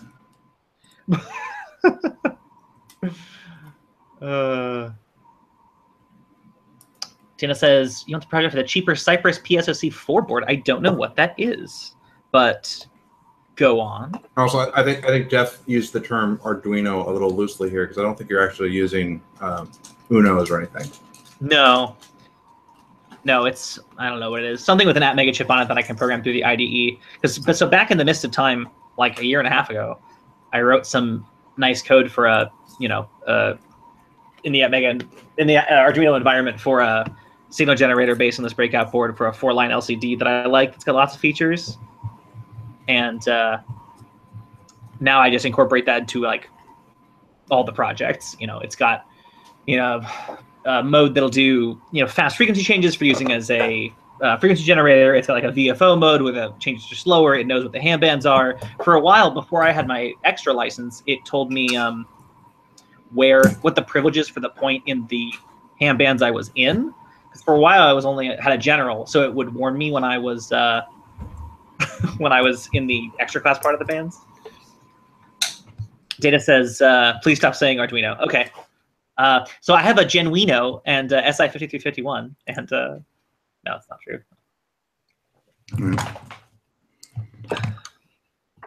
I didn't realize that we were still having those arguments over exactly what the meaning of Arduino was. I thought that was pretty clear that you said Arduino, you meant something with an Arduino bootloader and dev environment on it. But okay. See, now we're just trolling him, really. It's true. Yep. So I have my my Arduino driven solder as well that I'm going to put into this, and my I have an Arduino official SMA jack, which is only $14.95 plus shipping from Adafruit. That's such a good deal. It's a great deal. Yeah, because usually those Arduino SMA jacks are really quite expensive. Yeah. Well, they have the open hardware logo on them, so I think they're worth using. Oh, absolutely. Because I mean, if it's not open source, it's hardly an SMA jack at all. Speaking of hard to look at, if anyone is actually still watching this stream, all they've seen for the past like 2 minutes is me toggling back and forth between two slightly different SMA edge launch connector footprints. And I'm sure it's gripping. I'm sure it's really, I'm sorry I ever gave you crap about cable building, because it must be simply riveting compared to me measuring an SMA jack with calipers in the background while someone stares at an equal part library. I'm so sorry. Right, because it's like, well, do you want the extra 50 thou of footprint or not? Yeah, I mean, yeah, that's what keeps me up at night. I mean, probably, right? Yeah. Well, so, and this is the temptation you need to fight, because with OshPark, they charge you by the square inch. So if you wanted to do a qual board that is just your two SMA connectors on a little 8mm square, it's a pretty cheap OshPark order. That is totally fair. What I should do, if I was being smart, I was showing this off while you were out of the room, Kenneth. So that's what I'm replacing, which is just a Tough One mixer and 3 SMA connectors on a piece of copper clad. Yeah. Which works pretty well. What I should do is spin just this board to test the SMA footprint I just wrote and the Tough Mixer footprint and the SMA connector footprint. Well, so are you going to add an Arduino to it though? No, so I have an Arduino Pro Mini Mega, but I think the Mega Mini has more pin, and I think that'll be good for my project. Okay, so you're going to go with the Duo Mega Mini Pro. Is that the thought? Yeah, the Duo Mega Mini Pro is the one that has feather support. Oh, Dana, you've been such a good sport. We didn't deserve this. Here, let me tell you what, Dana. I'll toggle back and forth between SMA footprints some more. Maybe that will be nicer. See all these nice footprints. Oh, Dana. Oh, it's so mean. So my cable works. Your cable works. Yep. Congratulations. Rock and roll. Thank you. So what's the evening to? Sorry, you were going to ask me what the digipeater was for? I wasn't going to ask, but I thought you might say, what's the digipeater for, Kenneth? I don't know. Oh, fair. Did you see, was it you who put on Twitter today the Baofeng base? Oh, God. repeater system. Jesus. Oh, you want to see if you can find that? That was we're gonna pull that up. It was very good. This is gonna God. This actually came up last night. I think I originally found it on the Whackers Reddit group. Oh Lord. All right, so we're gonna do that. We are going to screen share. How does screen share? There's a little green button in the Hangouts window. There we go. Screen share. Yeah, share. Oh, we got it. All right. So I want you to appreciate, gentlemen, this $1,350 repeater, which is listed as both a VHF and UHF repeater, but only has a UHF duplexer on it, strapped to 2 Baofangs. That is 2 Baofangs screwed directly into a duplexer. Granted, this is not a good duplexer. This is a Guangzhou Kinetao Electronics Co. Chinese duplexer. And granted, they're not screwed directly into it. They have coaxial adapters. And that's not one coaxial adapter. You'll notice on the lower one, that is 2 coaxial adapters because they didn't have the right one. That is from BNC to presumably PL259, and then a second adapter from PL259 to SMA. We've got the 2 Baofangs going to one of those unintelligent loopback repeater boxes. Right, so right here, this is quite literally, I think, about the worst possible duplexer I could come up with. And then an actually somewhat respectable 4-bay UHF dipole antenna. So I don't know if it's the contrast between the antenna and the actual radio system that hurts me. I don't know if it's the thought of the Baofangs and repeater service that hurts me. I don't know if it's just the whole package and the fact that he's selling it for $1,300. I mean, there's just so much pain here. It hurts me. But at least you get free shipping. Well, that's something. Yeah. So, no good. Oh, that's just brutal. That's just so wrong. And Smitty's paged for work, so he's not coming in. Oh, darn. Well, he actually is coming in. It's just he's actually coming in to, work. Do work and things. Yeah, that's fair. Yeah, at some point in an hour or so, my fiance will arrive home, who I haven't seen in a week, and I will probably take that as my sign to leave. But if he's home before midnight, it'll be a miracle. You would think that the fiance is more important than the live stream with the nerds? No, Kenneth. But she might feel that way, and in which case, I feel that way. No, she was very good. She walked in on wait. She walked in on the same scene last Friday night and was very understanding, which was very good of her. It's hard for me to, knowing her, it's hard to imagine that she wouldn't be. She is good people. It is still weird to call her my fiance. We've been together almost 10 years, and we only got engaged a few months back. But and I literally think all of our responses was, "It's about damn time." Yeah, she is good people. Yeah, I don't think we're going till 3 Eastern this time, mainly because I've got a training I need to be at in Sunnyvale at 9 a.m. or something. So I need to be a little more presentable than rolling out of bed at 11:30, which I think is what happened last Saturday. Yeah. Yeah, the 3 a.m. 4-way stream was excellent, but not the most forward-thinking of us.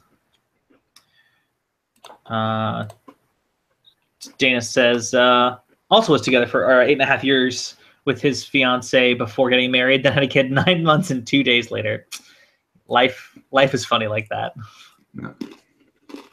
Married for 30 years next year. Yep, still old. Oof, brutal. So Kenneth, I have to say, not to like revel in the bachelor lifestyle too much, you went for PB&J burrito instead of PB&J crackers? You are That's a valid point. You know? He's not wrong. I did not. So actually what I normally do with wheat thins is I do a can of tuna, mayonnaise, mustard, and relish and mix that up and then scoop it with these. But I've currently run out of both mayonnaise and relish, which is a situation that I don't relish. That's bad. That was not good. something Miracle Whip. I don't know. I got nothing. What was that kind of? Let's see. Just not good. Open schematic layout. It's a consistent layout file. So you should close it again. All right. Well, I am gonna try doing a block copy and paste in Eagle and see if it will let me copy the schematic. Uh-oh, your annotation has been severed. But that's good. That's good. We like that. All right, so then I'm going to copy and whoop, it's all going so badly. Don't you see the big caution zebra strip at the top? You've severed your annotation. Again, apparently that's what one is supposed to do a block copy in Eagle. Dear God. I know. Okay, so now. So are you trying to like lay out your whole radio here? That's the idea, because I built this radio in bits and pieces. I've got okay. I thought you were just replacing the bits and pieces. No, I'm gonna try and do the whole enchilada, but with lots of test points. So I can have. I don't see what could possibly go wrong. Yeah. All right. So now save it. We close it. Open the board file. This is apparently like the easiest way to do this in Eagle. Maybe if anybody out there knows a better way, I would welcome it. But apparently you're say nothing. Don't tell us anything. I'm really enjoying watching you muddle through this one. oh, good. Because you basically open the two files separately. You force them to be separate. You copy and paste all the things, and then you run a design rule check that like squares everything back up. And then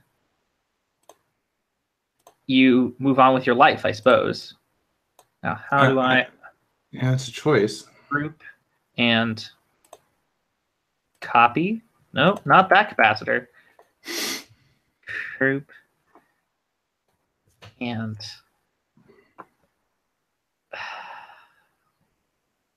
left click and drag to define a group. Copy an object. Can I not copy a group? Can I cut a group? Is that a thing? I cannot cut a group. There's a copy. Oh, there's a copy, and there's. Now there's a whole other group. I see a second group. All right, now. This is good. This is as intended. So now, if I run, go on. Are you going to be able to fit your whole radio on a 2x3-inch board? Isn't it 4x5? I hope it's 4x5. I don't know. I don't remember what it is. It's something small.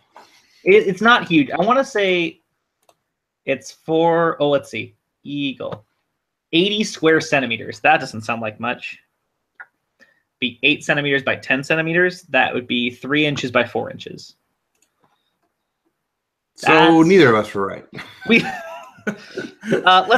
It's gonna be snug. Let's just put it that way. It's gonna be snug. All right. So here, I'm in the final phases. Don't sway my groove.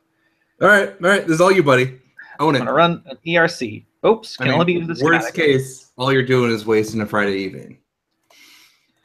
Best case. Wasting a Friday evening. No back annotation. That's fine, Eagle. I don't. ERC. Not consistent. No forward back annotation. Okay, that's fine. You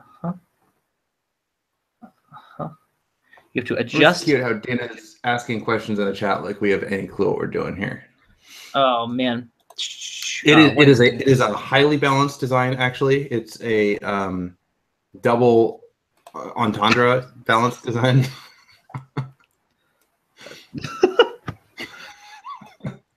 I just don't. Wow. So, this is, oh boy, different connections on pin 1. So it seems like when I copied and pasted these various bits of schematic and board, the schematic, because it made up a whole 30 new parts on the schematic, so it picked some new resistor and capacitor indicators for me. I've now got a C12 I didn't have before, and so on. And then I did the same thing on the board, and the board layout similarly was like, oh, I'll give you some new labels. And it seems look like at those nice new reference designators. Those are posh. Reference designators. That was what I was looking for. So it seems like, the capacitors did fine, but the resistors have all gone sideways. And so they've given you a little bit of resistance on that. Oh, you can't see my face, but that's probably good. That's probably fine. Well, I guess I could revalue or redesignate all of these until I get it right. Well, I guess jury's still out as to whether this is faster than just doing the whole thing again 3 more times. But here we go. Yeah. This gives me something to stream. That's nice for everybody. All right. Yeah, I need to figure out what I'm doing now, because I've now achieved my goal. Yeah. What are you gonna do? It's a valid question. Alexander wept because there were no more cables to build.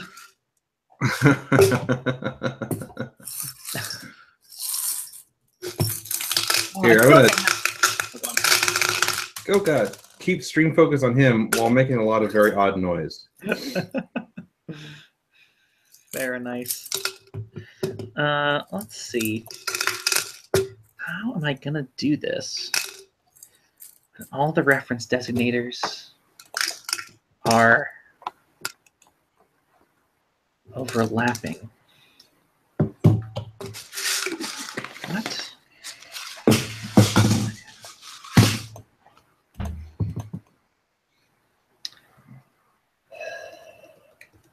I'm afraid that my Sunday is going to be about the only free day I have as far as weekend for a while. So I think my Sunday is going to be spent at home trying to get some work.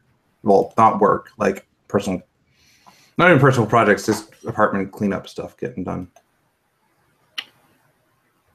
That seems wise. Yeah. Why do I? So how do I merge my net lists? Okay, so this stream has now become smorgasbord of Kenneth's lab on one screen and RTFM for Eagle on the other. Okay, good, because I'm about to go turn on my server, and then this is gonna be like me staring at a screen trying to get like firewall configs going. So if you guys have been getting bored on the stream so far, we're about to crank the excitement level from about an 8 up to an 11. Crank the torque on the nitro, merging net lists. Watch it. Right. So I'm going to go step into the other room and press a power button. I shall return. Excellent. Welcome to another episode of Steel Kenneth Stuff. Today on screen right, we have a flat screen monitor, provenance unknown. In screen center, we have a bin. Many bins. A bin of things. Unclear what. Let's supersize. Oh, I was going to drag the Hangouts window into this monitor that I'm sharing, but I think that would break the internet. There's a case of Charles Shaw wine. Very nice. Is it full of wine? I doubt it. Survey says something made of paper, probably not silicon products. Back center, we have some handy talkie style radios, probably UHF, if we know Kenneth. Oh, hey, Kenneth's back. We weren't talking about stealing your stuff at all. What about my nice stuff? It's all good. So everything's there. Great. We're just checking on it. Yeah, it's really nice how many nice things I have.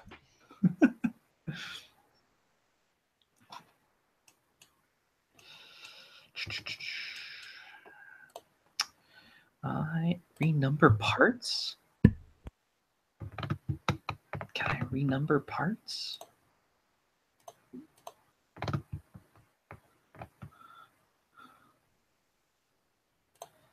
Oh, this is hell. All right, well, there's nothing else for it. We're just gonna start making things better. All right. Oh yes, B-Raker is absolutely right on the nose. We're about to descend into iptables hell. Woo! I don't know. You might be able to even hear the wail of 4 double stacked 4-centimeter fans in the background there.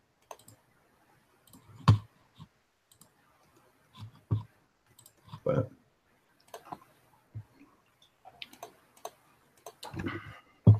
yeah, this server project was definitely a give a mouse a cookie sort of ordeal. This was one of the things that one of my buddies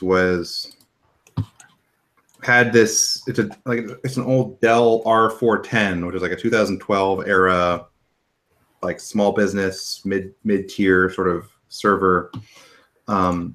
And he's like, this thing's been sitting in my living room for God knows how long. Really don't need it in my life anymore. Would you like a free server? And me being me was like, well, why wouldn't I want a free server? Of course I would take a free server. And one of the things that once you have a server, you're going to need a RAID controller for it that works. And once you have the RAID controller, you're clearly going to need the largest disks that it supports. So you're going to need to go buy 4 2-terabyte drives. Once you have the drives in the server with the CPUs and the RAM and the things, you're then going to need somewhere to host said server, somewhere that has like power and air conditioning and internet, preferably not my residence because it's loud and I can hear it from the other room.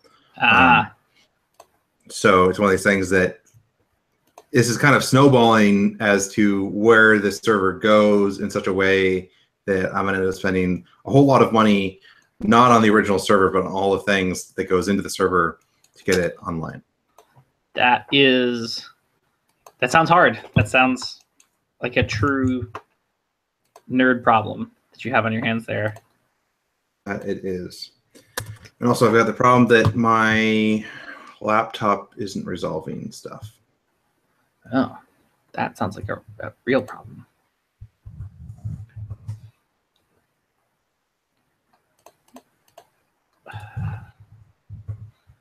Why?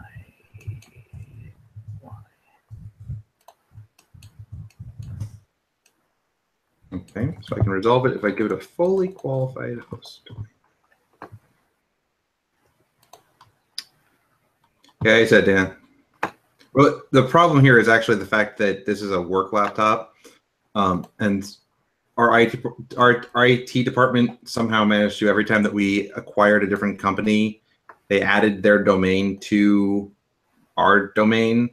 And so my laptop thinks that it's on about 8 domain names at work, which is a bit weird and makes it extremely unhappy when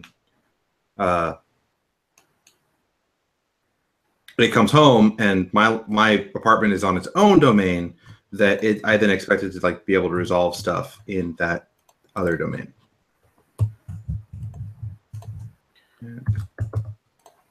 He.land.thelifeofkenneth.com.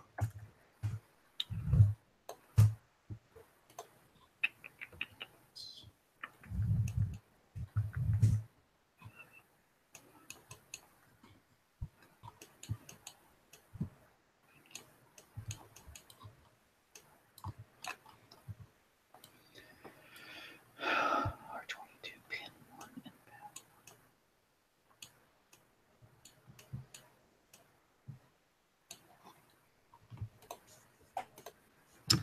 inbound. Help.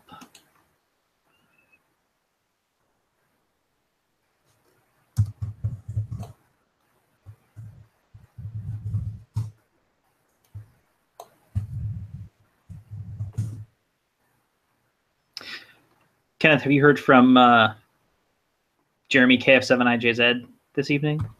I have not heard. He was working on a thing. He had the thing, and the thing was doing stuff. Ah. Don't you hate it and or love it? Yeah, well, like he had his mute button. His mute button was doing things. Yeah. And he hasn't responded to me. So apparently, clearly, we're just not on speaking terms at the moment. Well, such things happen.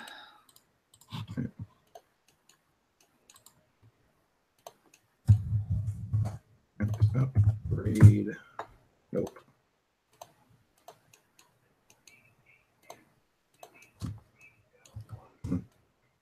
This is why I hate auto security updates. Every time I turn my computer on, it locks up the admin apt for a while as it sits there and sorts stuff out. Ah. So could I screen share like just this application window? Oh, right. Look at that, guys. We got high quality live stream of my terminal. And if I resize, oh, yeah, look at that.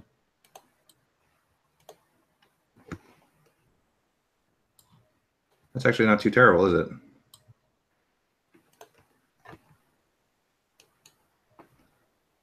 I don't know, do we want broad? Yeah, look at that. Screen? Yeah, all right. Now there is nothing. All right, so the security updates apparently were done automatically.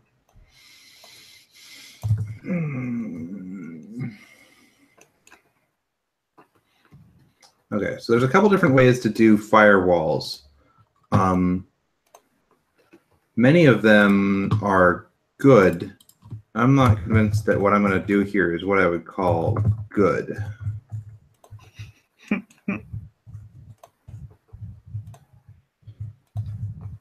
And instead of pulling it up as like a piece of documentation from somewhere else, yeah, UFW would be a good call. That's not what's going to happen here. Why use UFW when we can instead use shell scripts?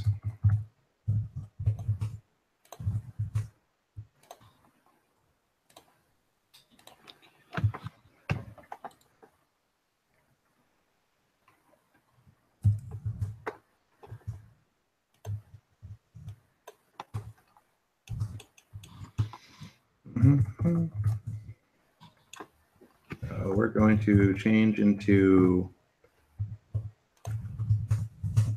networks. Go into if, nope, if pre-up. Interesting.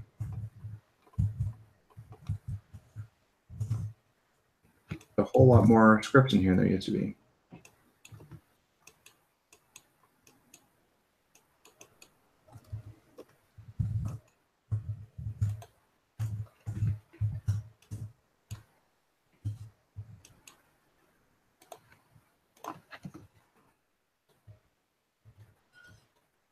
Oh, I know, because I don't think I've ever done this on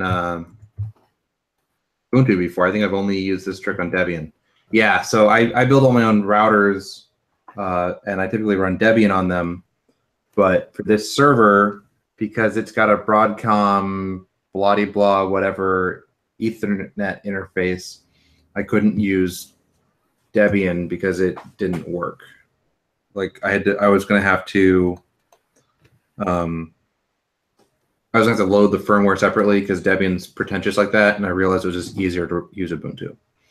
So anyway, so right now we're in the if pre-up directory of etc network, which means that we're in this great directory that any shell scripts in here get run before my network interfaces get brought up. It's fantastic when you want things to happen before the network comes up, like install your firewall.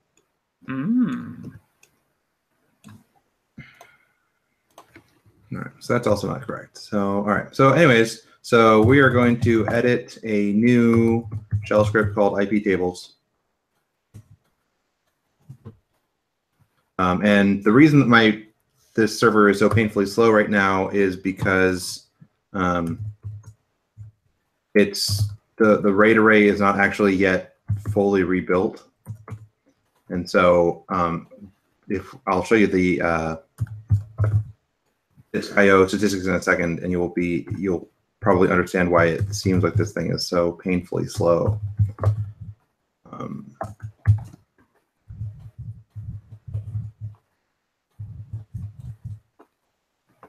Tables, great.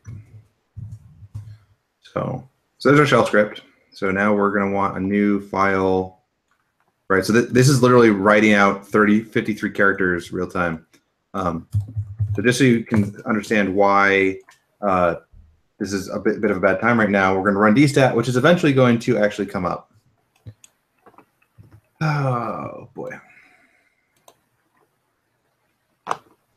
And so if you appreciate right now, just in the background, I'm reading the disks at about 400 megabytes a second. And that's because the disk array isn't yet rebuilt, because these drives are so new that I haven't actually let them finish rebuilding yet.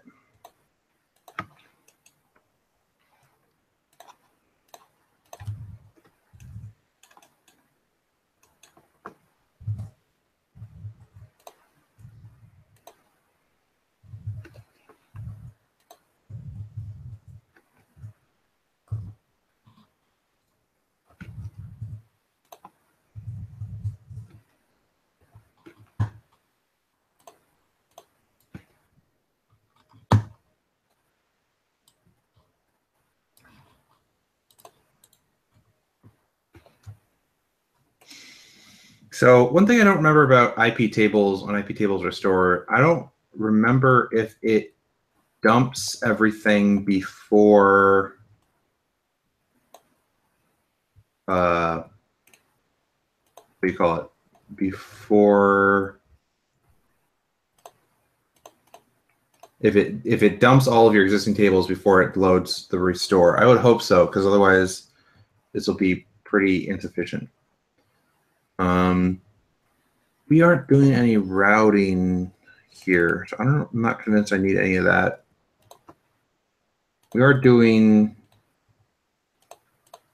input though.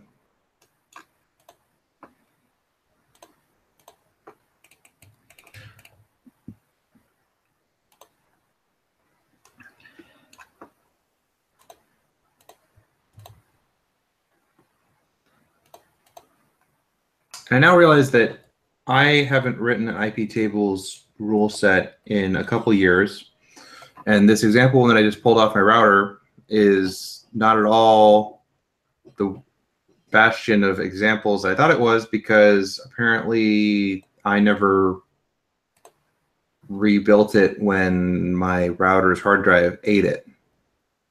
I've got no examples here. I've got no recollection of how to write these. I don't feel like reading a manual tonight, so I think this is not going to be a thing. Oh. So I think this may be a bad choice for tonight.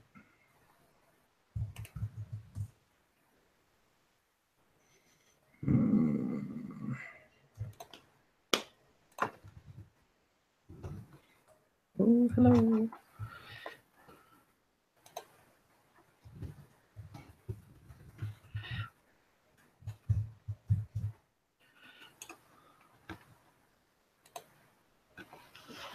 Oh, chat blown up. All the things. People have all the things. They're all waxing nostalgically about the good old days. Dana says, have a cold beer in RTFM. Yeah.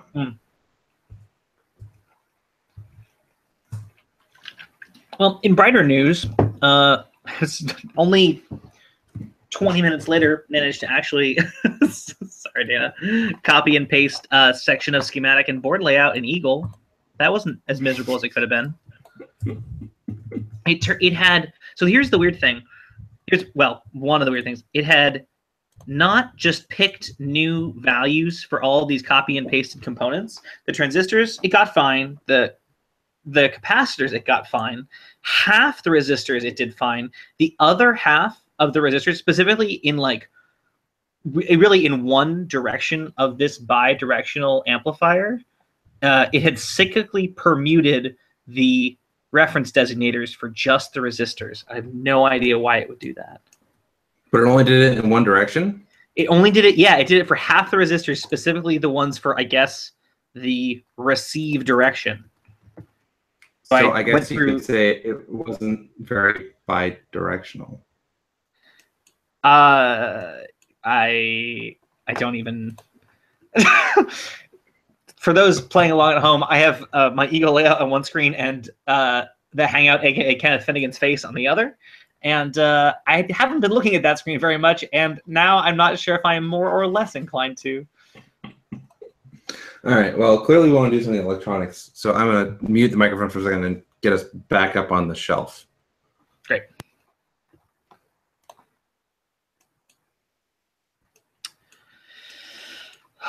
Oh, man.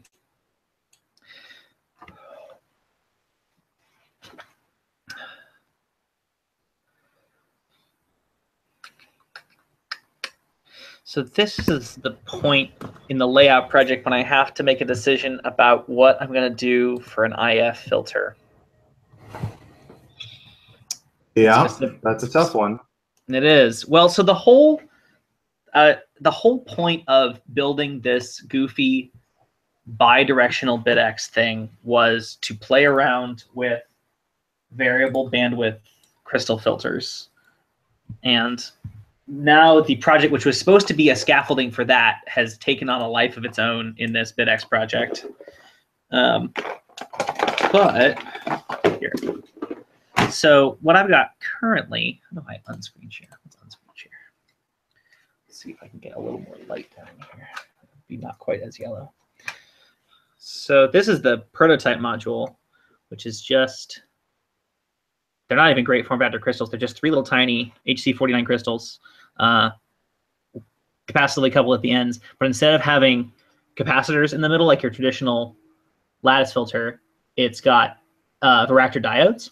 So when you apply a positive voltage to the red wire, you change the capacitance of the middle 2 nodes, and hence the shape of your crystal filter.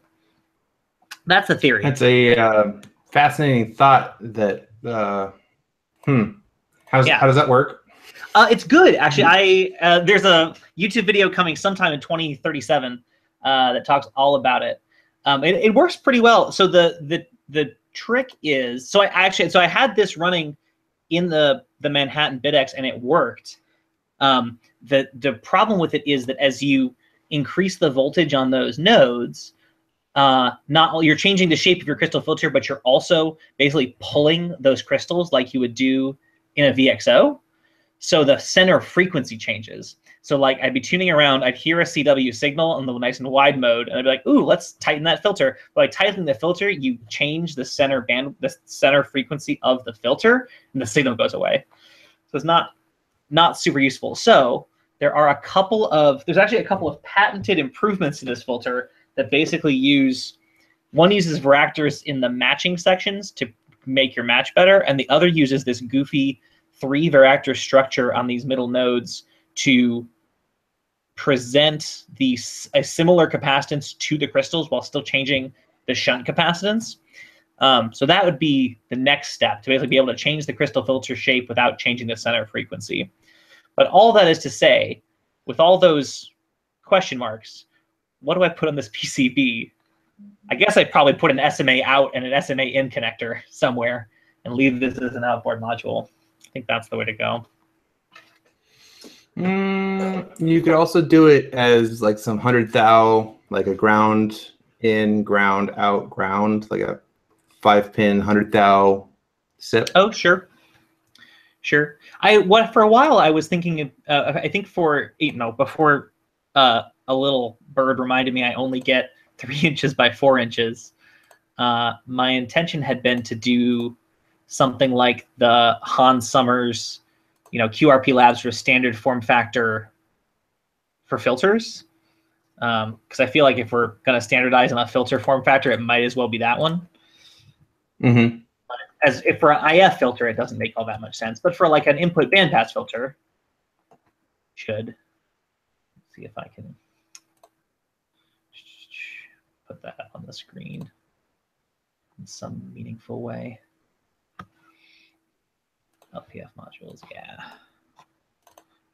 So QRP Labs make these adorable little, 2.5-inch long PCBs that you get them and you get the coils for, and you get the capacitors, then you assemble them for the version of the filter that you want to make the band for. And there, you make a 30-meter one and a 40-meter one. His idea is you hot swap them for what, to make your thing multi-band. You buy his relay switching kit and you switch them back and forth. So it's like an input bandpass filter. Like that seems like a perfectly cromulent form factor. I'm sorry, what kind of form factors does it seem like? Perfectly cromulent. Is that with a K or a C? With a K, with a C. Cromulent. Cromulent is what I was thinking of. Ah, I see. Yeah. Dana says Jeff is emphatically waving these things that aren't ADC front ends. That's fair. It's harder to put an ADC front end on a piece of copperclad. Although I suppose now it's not copperclad, it's digital copperclad. Well, all right. Back to ye olde schematic. I need to I don't know. I know what I'm gonna do. I need to go grab a monitor. I'm gonna go grab a monitor. I shall return. Very good. Grab a monitor. Yeah, and not my service monitor, but like an actual like Dell monitor. Oh.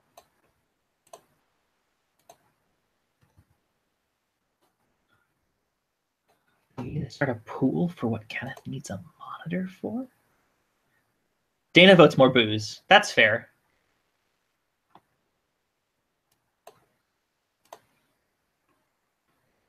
Not a monitor for booze. Yeah.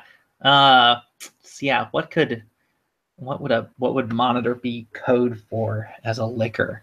Would be something flat screen. Maybe it's like a fifth. Maybe it's like a flask.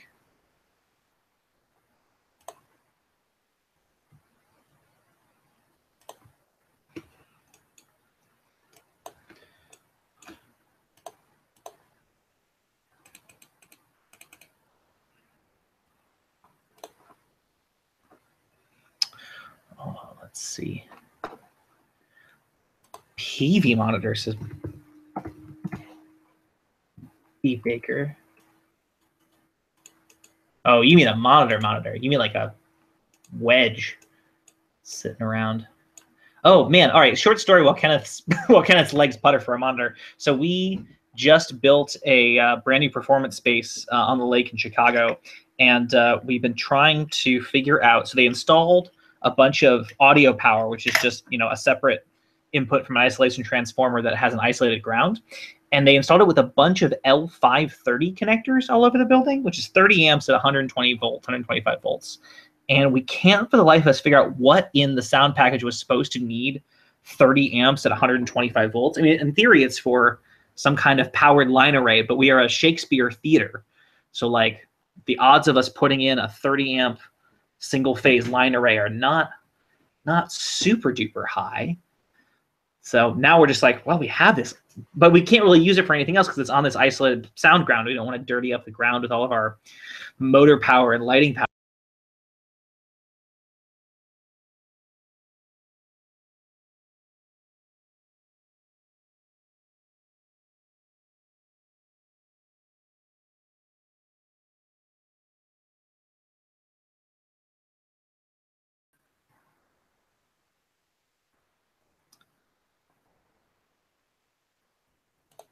There we go. Yeah, B Baker, it's, oh, I think I'm back. I thought my computer would just leave again, or I thought Kenneth did. Hello. If you can hear me, say aardvark.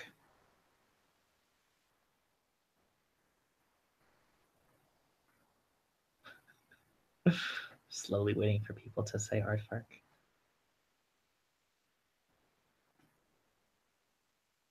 This is actually a really good way to test what our stream latency is.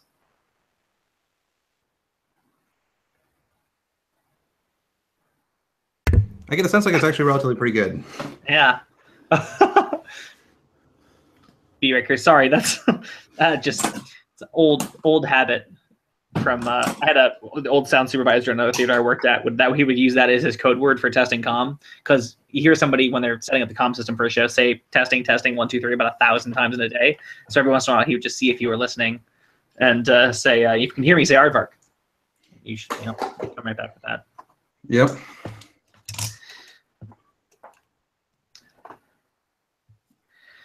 Kenneth, the pool was against you coming back with a monitor and for you coming back with additional liquor, but you seem to have returned with a monitor as promised.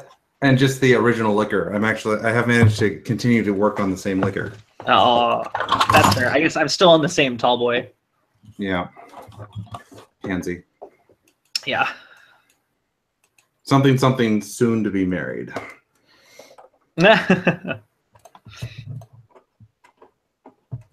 That's true. It's going to be a while. It's going to be like 2019.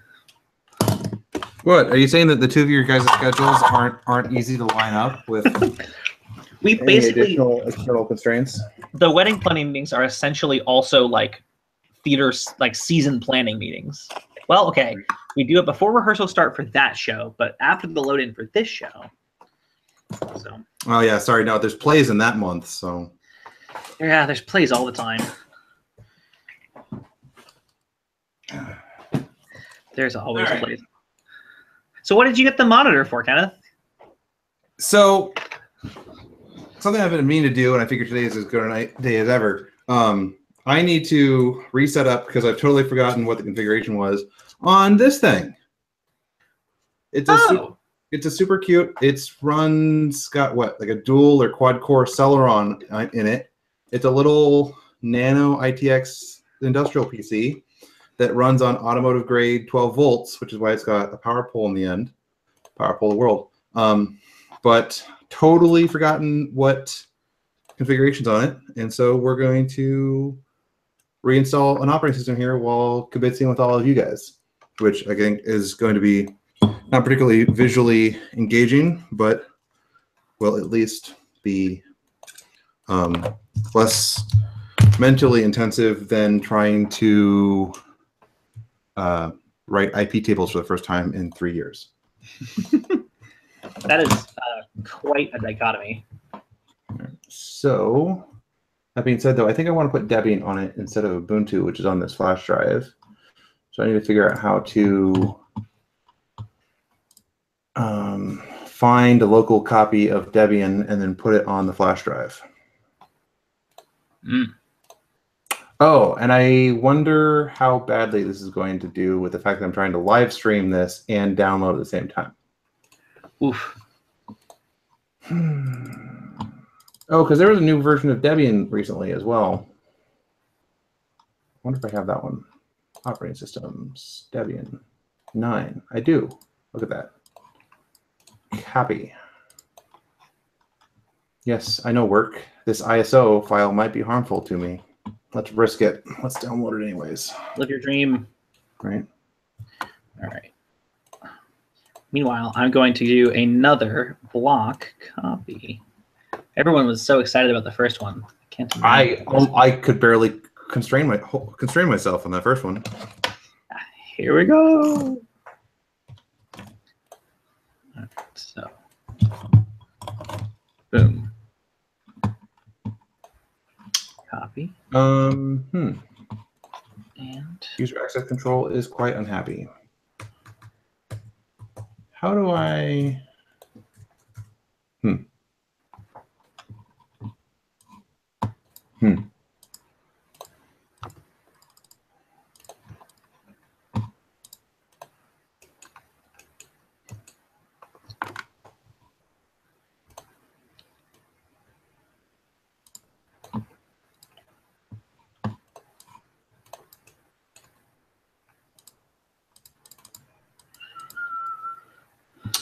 Okay, so now it's not seeing the flash drive. It is in fact not seeing the flash drive. Let's go get more flash drives. More flash drives. X3. X3. Oh. Yes. Okay.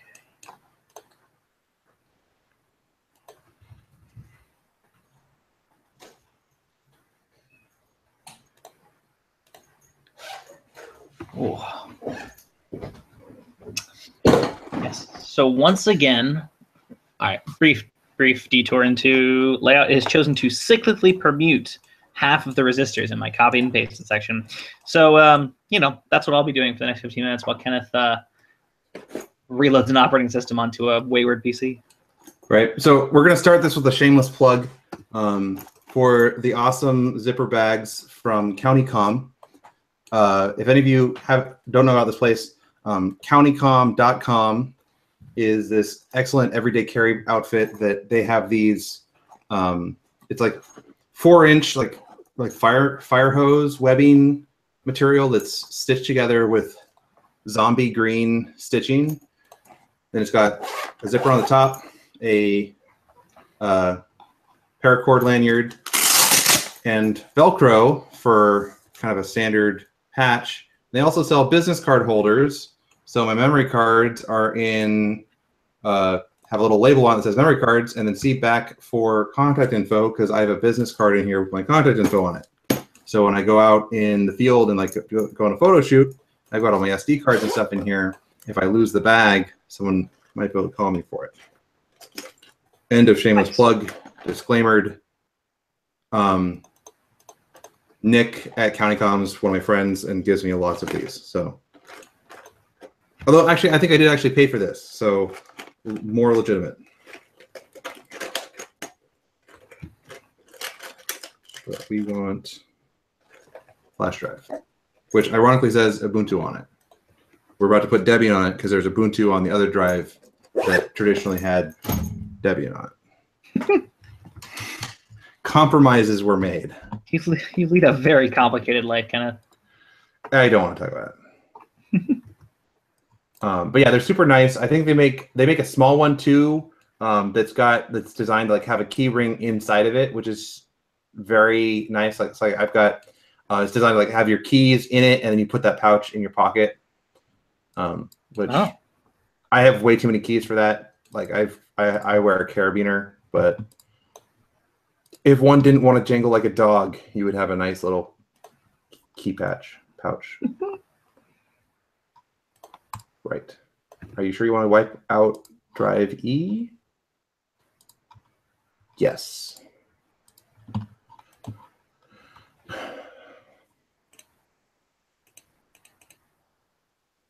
We are now literally watching bits being copied from my, well, I guess we're watching bits from my NAS just through 2 walls right about here over to my laptop to the flash drive.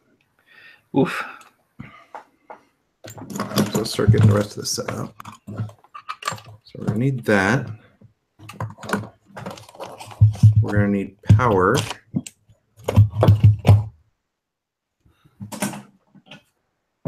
Which we're now using my beautiful lithium iron ammo can. So this has got. Did I show this to you, Jeff? I think I showed this to you, right?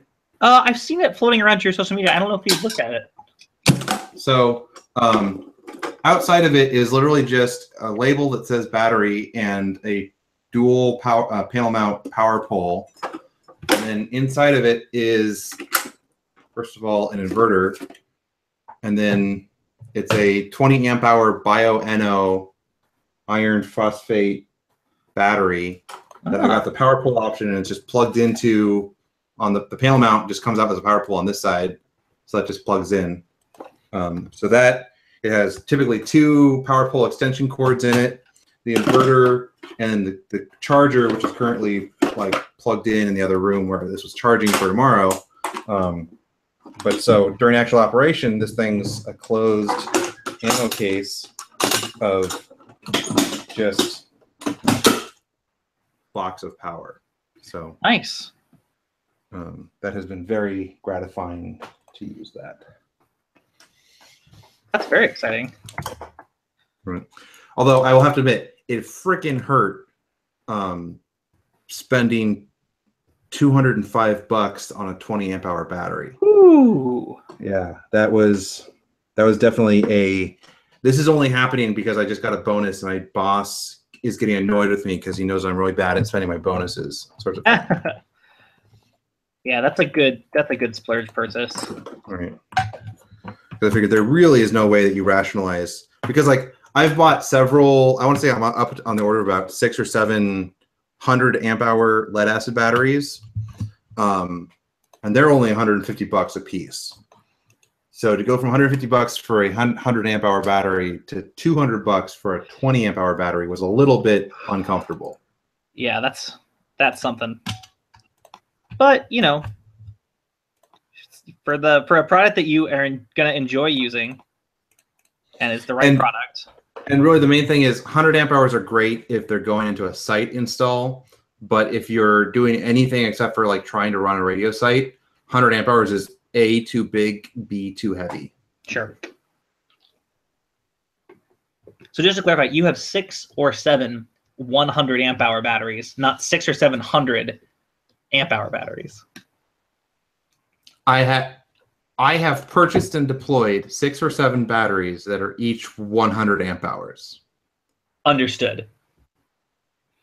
Okay. There was some really confusing parsage going on a moment ago when you refer to 600 or 700 amp hour batteries.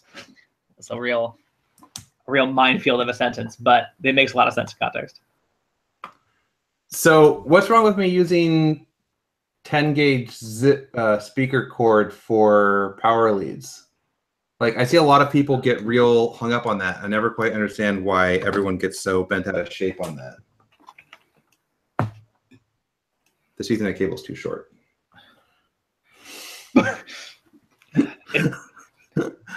Today on a bonus episode of Kenneth Builds a Cable.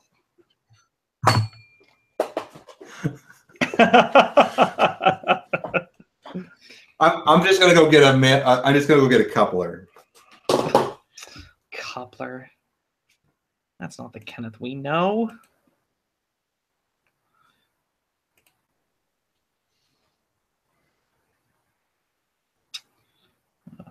Do this. Right. Do ERC.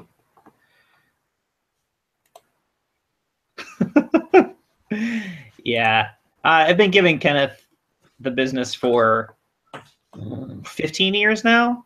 I don't see any reason to stop. 7th grade? 6th. Seventh, because Cupertino Middle School Metal Shop. That was it. Yeah. Yeah, and that would have had to be 7th. Mm-hmm. So that would have been 13. So yeah, 15. 15. Yeah. Yeah. All right, and I think that I appreciate the irony that you were my first introduction to amateur radio, but I helped get you back into amateur radio. It's really has come full circle in an incredible way. Really, really full circle on that one. Yeah. All right. So I want you to appreciate the fact that Work's inability to properly design Ethernet cables with like proper boots on it means that when we ship them, we have to put zip tie pieces of bubble wrap to it. What? To not break the tabs. Oh no. This is why you don't have capital equipment engineers design Ethernet cables or design like commodity cables, because we just do a really bad job at it. That's so upsetting. We applied good engineering practice and just, applied heat shrink to it. And so there's nothing protecting the tab from being broken. Oh, that makes me sad. Oh, you're hurting my heart, Kenneth.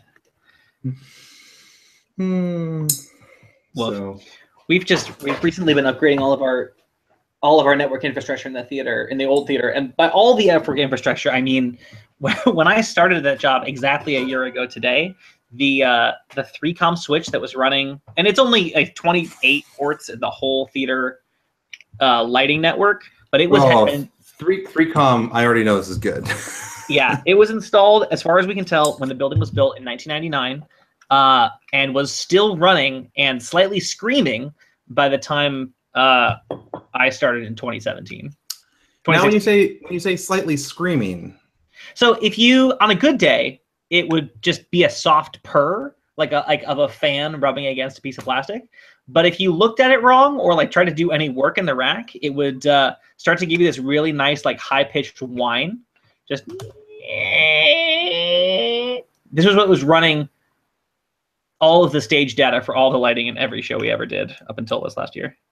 All right, I mean that's probably fine, really, because I mean, cooling fans, like really, fans are one of those things that, like, as long as they usually work, the thermal mass will let you kind of coast through it, binding up for a few minutes on the bad bearing. Yeah, thermal mass is basically just a UPS for your heat. For cooling. Yeah.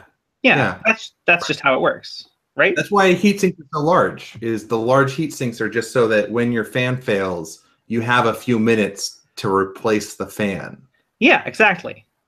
Yeah. There's some joke in here about we don't have heat shrink, we have heat expand, but I don't know what it is. So I'm setting this up as a little 2-port router. What do I give it for a host name?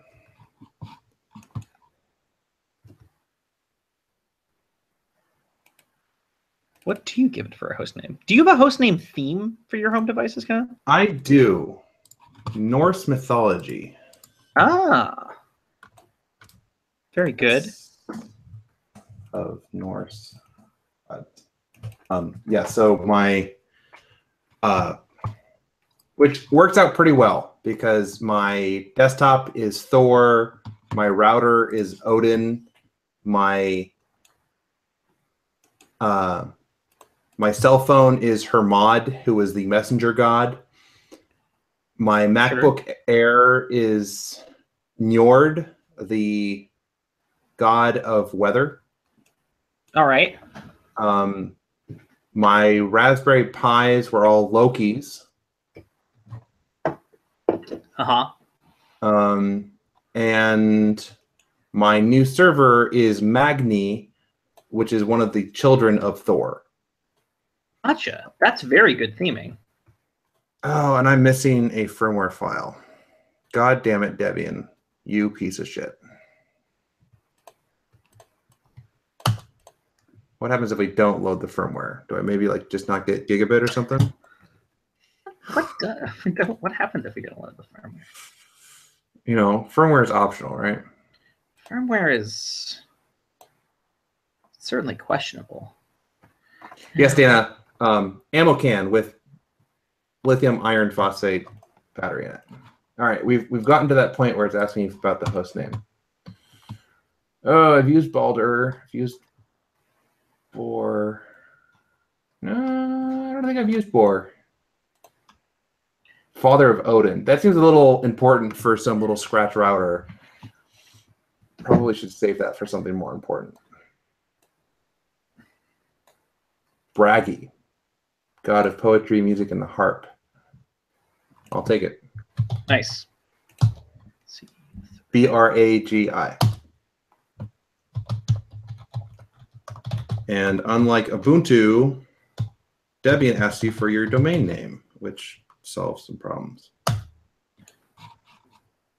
That's nice of them. I should start a hard rock progressive band. But I don't know how I qualify for almost any of those things.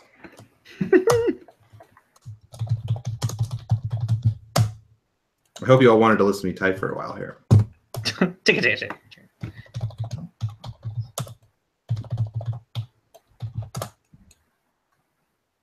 We are in Pacific time. You can see the nice light blue Debian installer ambiance. So I guess one thing that we will find out. Oh, apparently I've got 120 gigabyte SSD in here.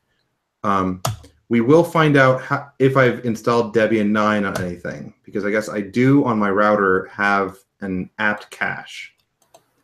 So since it's going to do a net install, it's going to have to download everything. But if anything happens to be on my router already, when this system tries to download it, it'll already be there.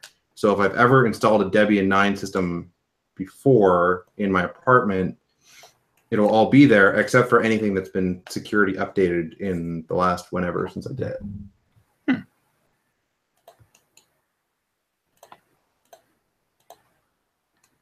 Creating ext4. Come on, there's a solid state drive. Why is this taking so long?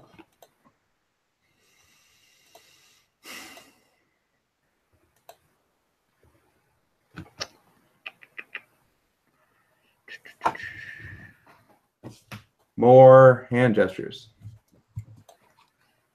I am here to accommodate.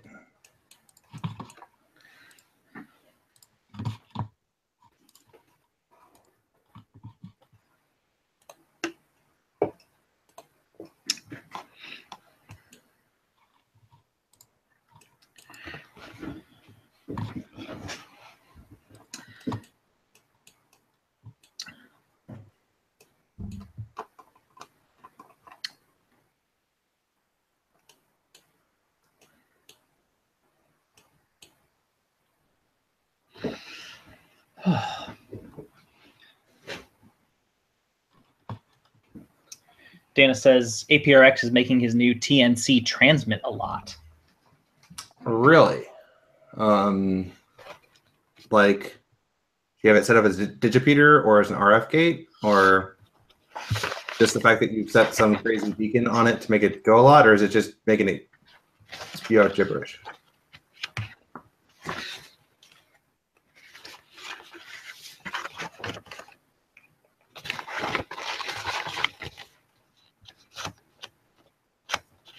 RF gate, says Dana.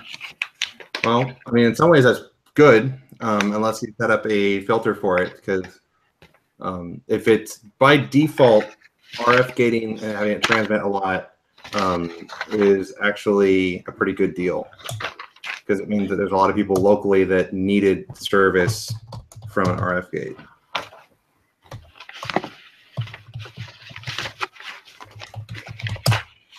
Scanning the mirror, retrieving files.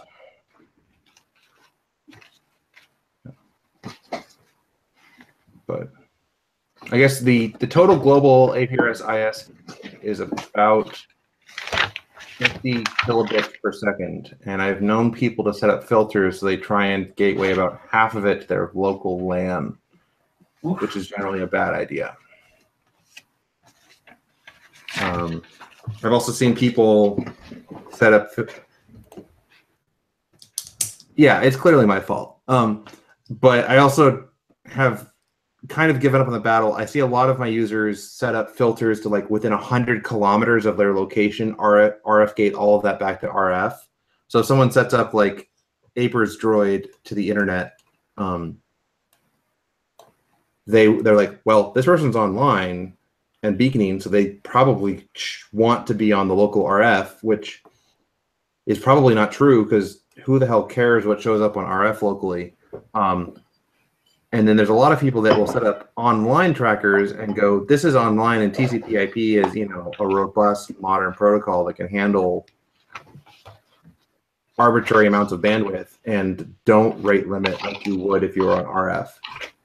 And those two things tend to mix badly, but only when the high beacon rate tracker is running, which tends to be intermittently, and so I can have no definitive proof for how stupid of an idea this user's filter is. So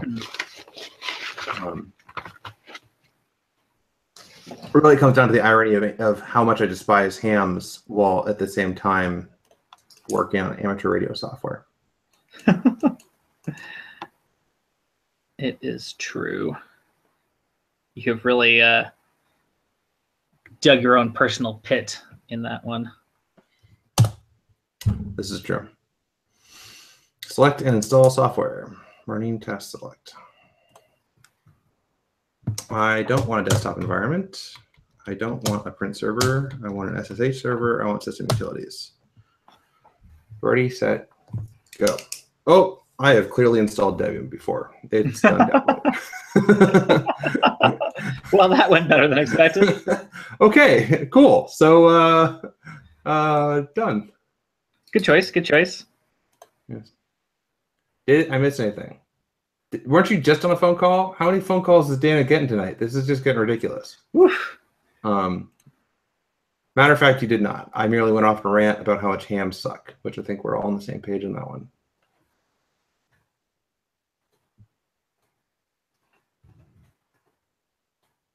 Well, so the real question is to pipe dev u random into the serial port for a while and see what the TNC does to that. Because really the key is to really get it to fork up a little bit with what's it called? Fuzzing? Yeah. Pipe u dev random in there. Dev u random. Yeah. Okay, well, so that was a fast install. Nice. Does that leave you out of projects again? 50-50. I guess I do need to relearn how to run Quagga. Install the grub bootloader, yes. What is Quagga? Quagga is a fork of Zebra. Oh, of course. It's a zebra fork. Why not? Yes. Well, and I thought this was particularly clever because Zebra and Quagga are both mussels. Wow, that is a deep reference cut. I don't even know what to call that. Yeah, and honestly, I only caught it because I spent a lot of time at Lake San Antonio, which is a water reservoir that has not yet been infested by Quagga and Zebra mussels. Ah. And I spent a lot of time in a volunteer, event infrastructure admin role, which means that I get to hang out in the visitor center after hours. And we inevitably will poke through the cabinets of stuff there. And we found their VHS educational video. No, it was DVD. It was DVD educational video entitled "Don't Move a Muscle." Yes. Talking about how you want to not help spread Quagga and zebra mussels from the East Coast, apparently moving west, because they're an invasive species that clogs waterways and essentially everything that we use to move water, it clogs those things and is a bad time. But the video is entitled "Don't Move a Mussel," and the novelty of that title does not wear off throughout the video. Oh, that is truly amazing. And then, of course, driving into the lake area, there is numerous signs along the roadway saying that you must submit to mussel inspections before entering the lake. Which also is one of those things that after having driven to the lake for numerous years, the novelty still doesn't wear off.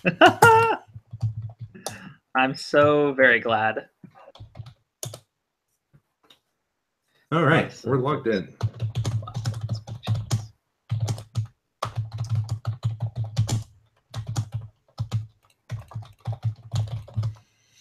Sudo apt install vim dstat screen git build essential. Go.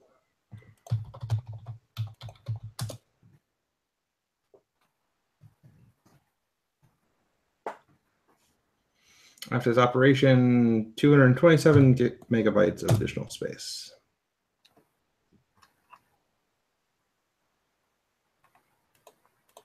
And away we go.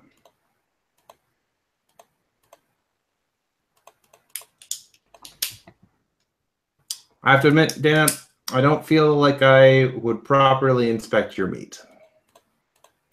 Oh, I stepped away from the chat for like 30 seconds. It became a hot mess very quickly. So I gather. Man, gotta wield that wrench with a little more authority around here.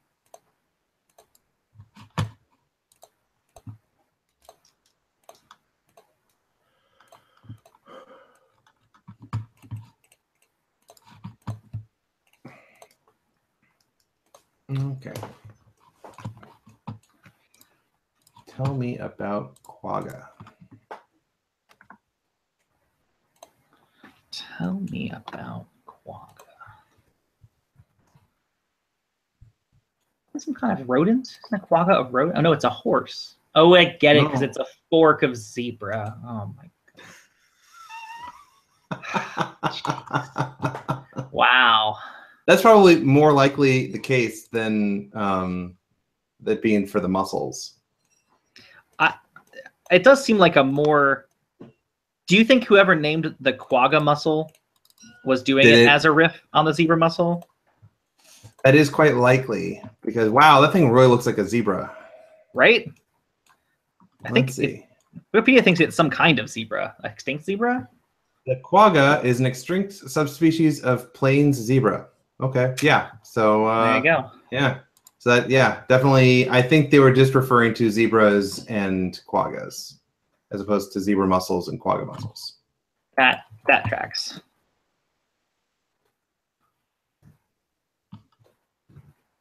Yes. Dana is in fact correct. It's about mussels versus mussels, but really the spelling on the billboards on the side of the road are not something that should slow you down. CPU temperature above threshold, clock throttled. Well, that doesn't seem right. That doesn't seem like a feature. It's more of like a bad thing. CPU, what of a CPU candy potentiality above normal candy being dispensed. Yeah. It's never that. Because that's still just 44 degrees. That seems perfectly fine to me.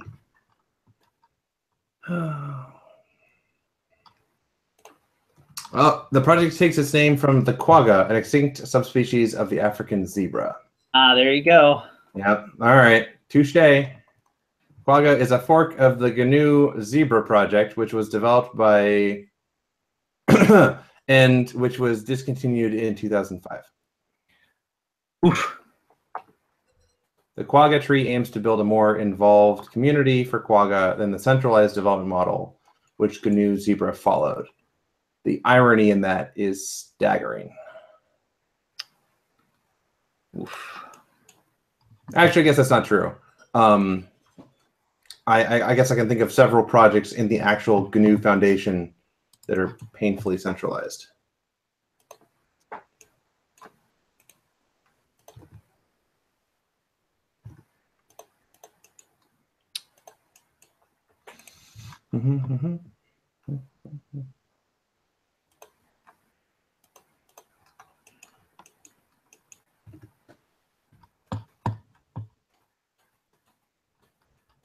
No, that cough was because I have no freaking clue how to pronounce this guy's name.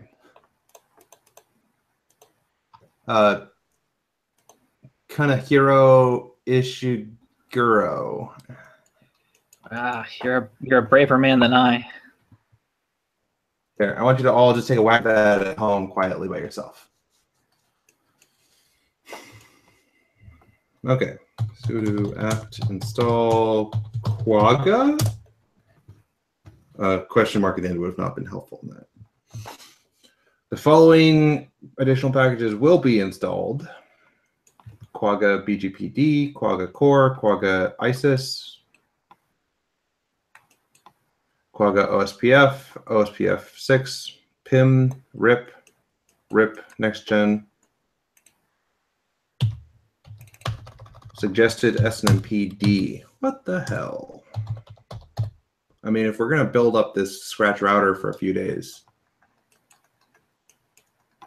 we may as well set it up with SNMP as well.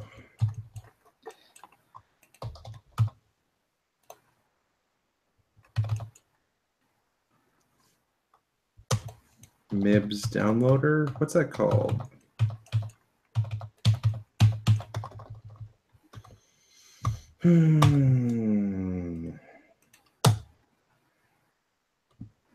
Ah, there we go. SNMP MIBS downloader.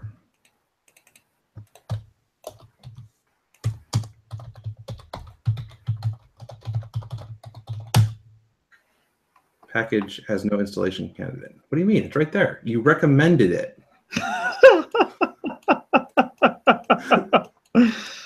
Oof. No, like literally, it says right here, suggested packages, snmp-mibs-downloader, which is, by the way, a useful tool that I like for translating snmp MIBs and what are they actually? OIDs. snmp OIDs into something that's somewhat vaguely resembling English. To do that translation, you need your MIB databases. For some stupid licensing reason, Linux operating systems can't just install the MIBs database like you would expect. They need to install a tool to download the MIB database. Except that it's not available in Debian's repositories. Naturally. The downloader, the MIBs are definitely not available in Debian's repositories. Do I not have like Universe on or something? Is that sources?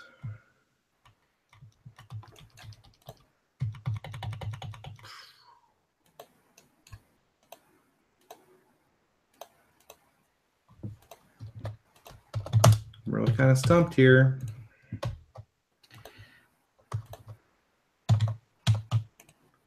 Yeah, it's really just not a thing.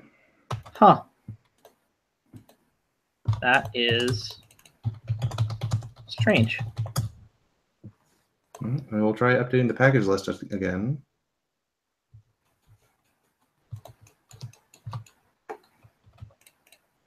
Yep. All right. Well, I guess we're not going to have MIBs.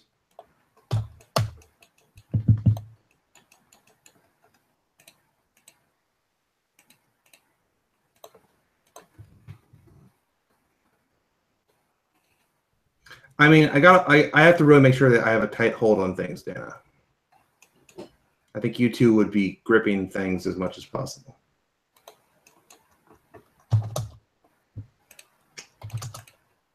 Arduino. Okay.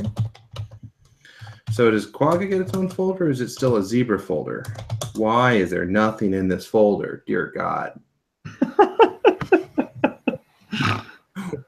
Where is the sample configurations?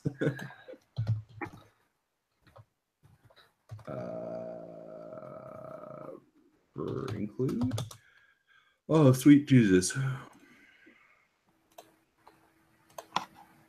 All right, we'll tell you what. Find in root directory name equal to Quagga.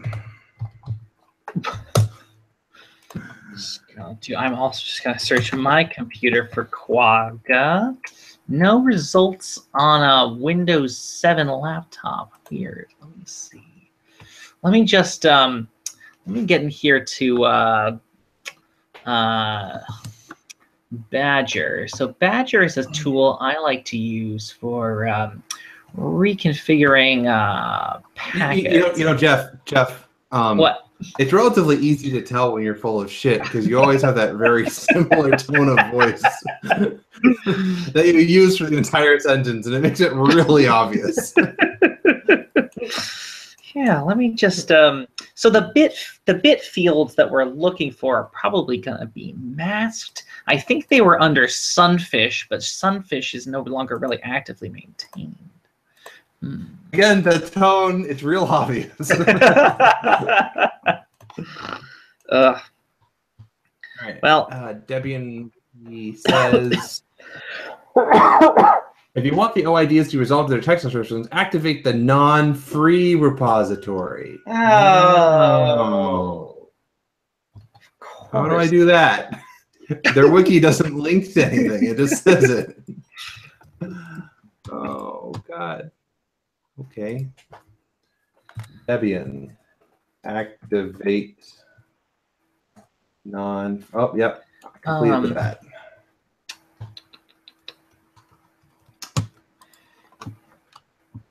Yeah, don't you just need to add non-free to your sources.list?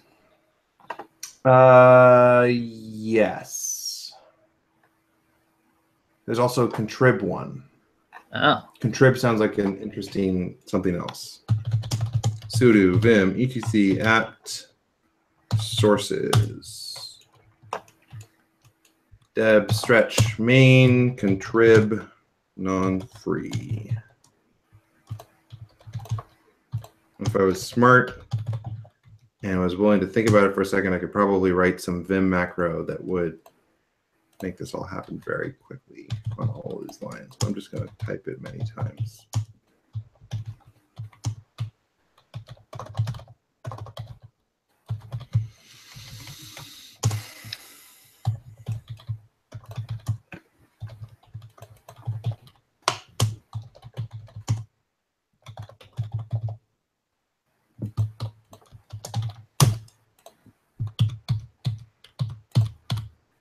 Sudo apt update.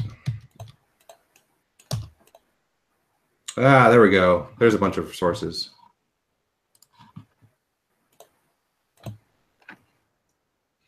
Well, see, now your mistake is that you're listening to D-star. Yeah, no, that's the extent of the mistake. Apt install snmp mibs downloader. Look at that. I still feel like it was a little bit inappropriate for it to suggest that I install a package that wasn't available by current source config. It is still, at the very least, it's misleading. Yeah. Disingenuous. And away it goes. And of course, since this is no longer going through the apt system, it's no longer burning off my cache. So this is actually going to take a while.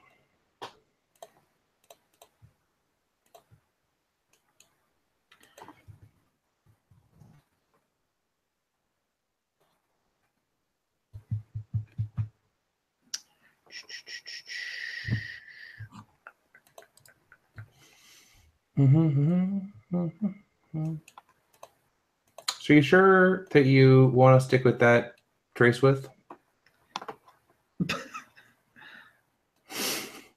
Not necessarily, I suppose. What trace list would you recommend, Peanut Gallery? Oh, you know,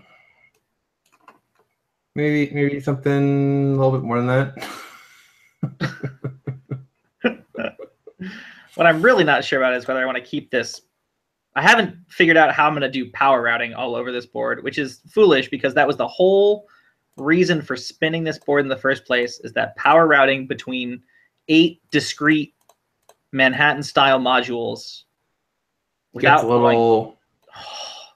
so many clip leads. So many unacceptable clip leads. Huh. Well, that's what your third and fourth layers are for, though, right? Oh, yeah, for sure. Well, I'll just... Oh, wait, Eagle. Oh, wait, Eagle. Does the free version of KiCad get you 4 layers? You say free version like there isn't a free version. It's open source. Well, sorry, is the free as in beer version give you 4 layers? Peanut Gallery? Is that what you want? Yes. It turns out that the full version of KiCad with the full license, in fact, includes 4 layers. Oh, that's very good. Also includes 8 layers and 12 and 16. How about 20 layers? Can I get to 20? I wouldn't push it that far. What good is it? That's just because KiCad sucks. I will fully admit I have never used anything other than Eagle.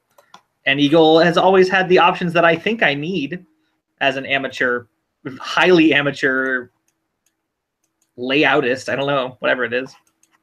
So, board designer is the term that I use. But it's awfully complicated. I'm going to go with layoutist. That seems fine. Okay. All right. Layoutist seems reasonable. So how do I tell Eagle that this ground pad connects to ground. I guess I need a via because it's not connected to ground. How clever of me.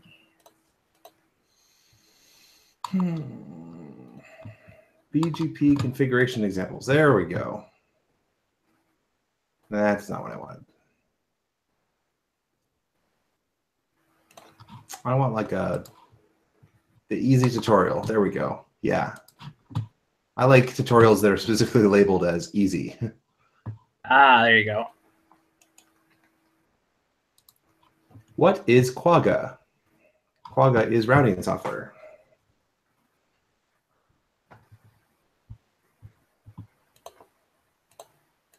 Based on Zebra. See, now, I go back and forth on this. And this is something that like APRS falls in the trap of a lot. Do you start the beginning of all of your tutorial articles giving the freaking history of the development, like the whole pathway of it? It's like anyone who's starting to try and learn Quagga really probably doesn't care that it's a fork of Zebra, which is now a long dead project. Why do we care?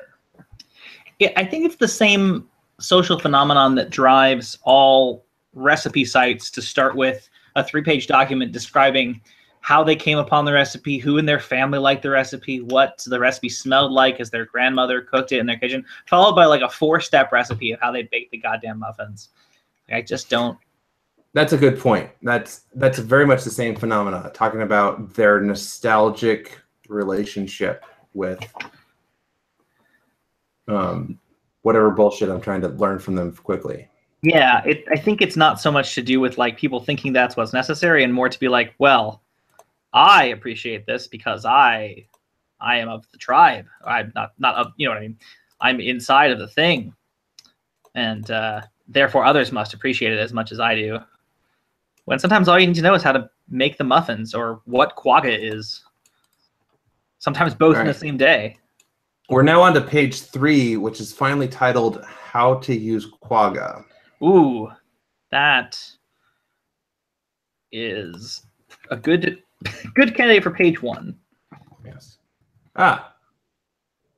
So the Quagga config, like the whole config file, is 6 lines. Good. It's like, okay, well, so the first line of Quagga is zebra equals yes.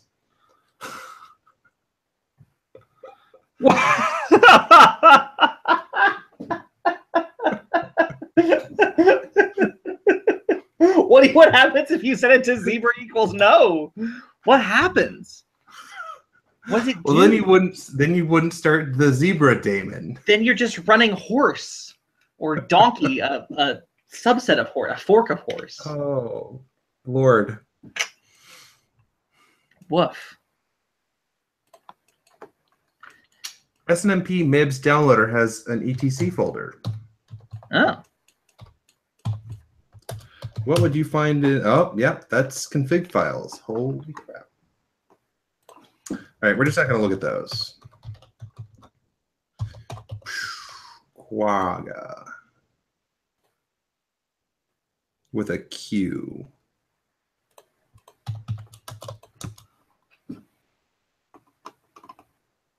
All right. Sudo vim daemon. This is, which for some ungodly reason isn't here. Like, why would they not? Like, this literally, this whole config file is just switches. Why would you not install that config file? It does seem like a missed opportunity. All right, well, in Quagga, we're going to say zebra equals yes. BGP equals yes. OSPF equals no. OSPF 6 equals no. RIP equals no. RIP next gen equals no. because we just need PGP.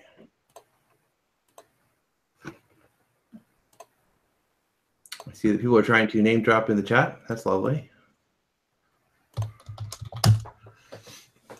There I am, just instigating foul language from Dana again, probably.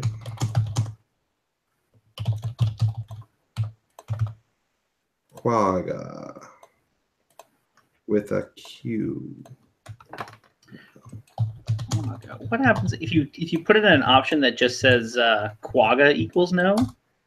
What happens? Failed to restart Quagga. Quagga not found. Do you still have Zebra turned on? I need to turn Zebra on in the first place. What in the world? PC init D.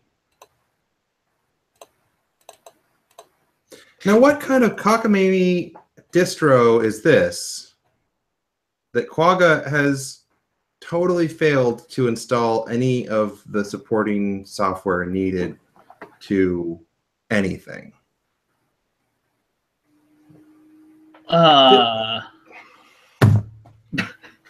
What gives? Yeah, what's up with that? Yeah. I know it's cheating by looking at you on a screencast, but the way you looked around just now implied to me that maybe those files were like had fallen out onto your desk, or maybe were just like had fallen out of the computer. Okay, all right, let's be very perfectly clear. I was not looking for the Quagga config files. I'm fairly confident that they weren't on my desks. I think I was looking for the Ubuntu USB key. Maybe they fell on my side. Where is that? Oh no, we look under the let's see.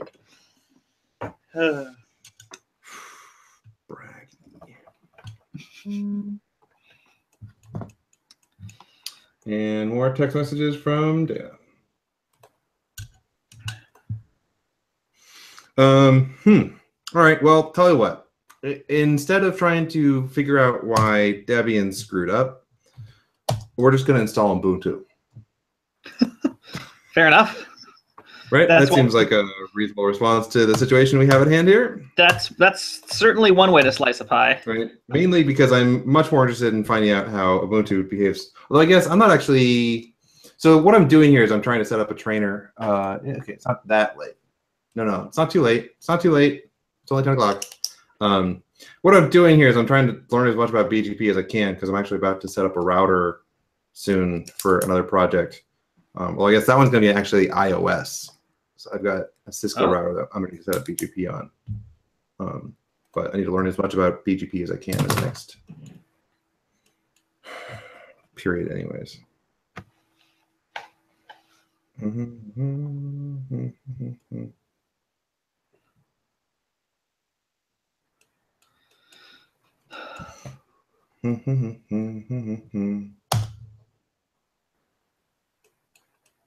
Oh, shoot. And the cruel irony here is that this Ubuntu install is off of the flash drive instead of the network, which means it's going to be slower because it's only USB and not gigabit. So the Ubuntu install off of the Ubuntu branded flash drive will be the slower option. It's off of the other one. The Ubuntu labeled flash drive has Debian on it. Oh, what? That was my mistake. That's probably what went wrong here. Oh, yeah. It was looking for Ubuntu files because it's labeled Ubuntu. Well, crap. Speaking of which, what was the host name that I just said out loud a few seconds ago? Whoa. It's all up to you, chat. It's all up to you, chat. Braggy.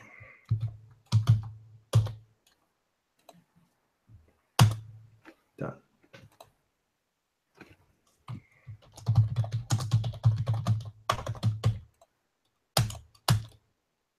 Choose a password for the new user.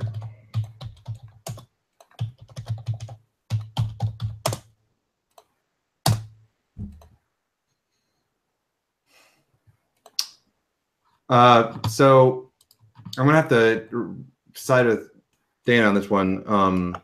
Where are you planning to put the FPGA on this board now? Oh, yeah. It's I always do this. I route all the other stuff first. I feel like he can probably get like a 256 BGA in this corner. That'll work pretty well. Speaking of BGAs, though, actually, just to derail the joke here and actually talk about something relevant. Yeah, go for it. Have you seen the new Pocket Bone? The No. Pocket Beagle? Pocket Beagle. Yes, I have, but I haven't really looked into it. Yeah, so the Pocket Beagle's kind of super awesome. It's a little $25 single board computer that is essentially just a breakout board for the Octavo system. Let's see if I can. Yeah, you're good. You got it. All right. Breakout board for the Octavo systems OSD 3358 system in package with the unfortunate acronym of SIP. But the system in package here is awesome because it is a processor and RAM and the power system and a battery management chip. What? In a BGA that is 21 millimeters on the side and only is, I want to say, like 16 pins on an edge. No kidding. Right. So I guess that's what, like a 256 pin BGA, but the pads, the actual footprints are at, no, what do you call it? The balls are at 1.2 millimeter spacing. Wow. And so you can legitimately, on like a standard like OshPark's, 6 thou board, yeah, right? Boom. No kidding.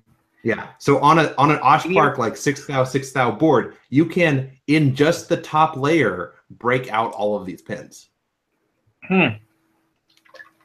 That's awesome. That's great. Yeah, DR3, a little mini EEPROM. Huh. 1.27 mil pitch. Yeah. Wow. This is a crazy thing. How much do did these cost in unit quantity? Because this whole board must be, you said what, $25? So the Beagle, the Pocket Beagle is $25, and the lowest price I've seen for this raw SIP is $37. Yeah. Wow. Did you? Which leaves me highly confused. You can get them for $36 at 100, or the Octavo site you can get them for $26 a piece if you order 1,000 at a time. All of which is greater than the Pocket Beagle, and so I'm very actually quite a bit frustrated here because I was like, dude, I could start designing these into my projects. That would be awesome, except that I can't justify designing these into my projects. I may as well design the Pocket Beagle into my projects. It's sort of the reverse of my favorite. Have we talked about Arduino at all on tonight's stream? I feel like maybe. Oh no, I think we have not talked about Arduino. Talk about Arduino.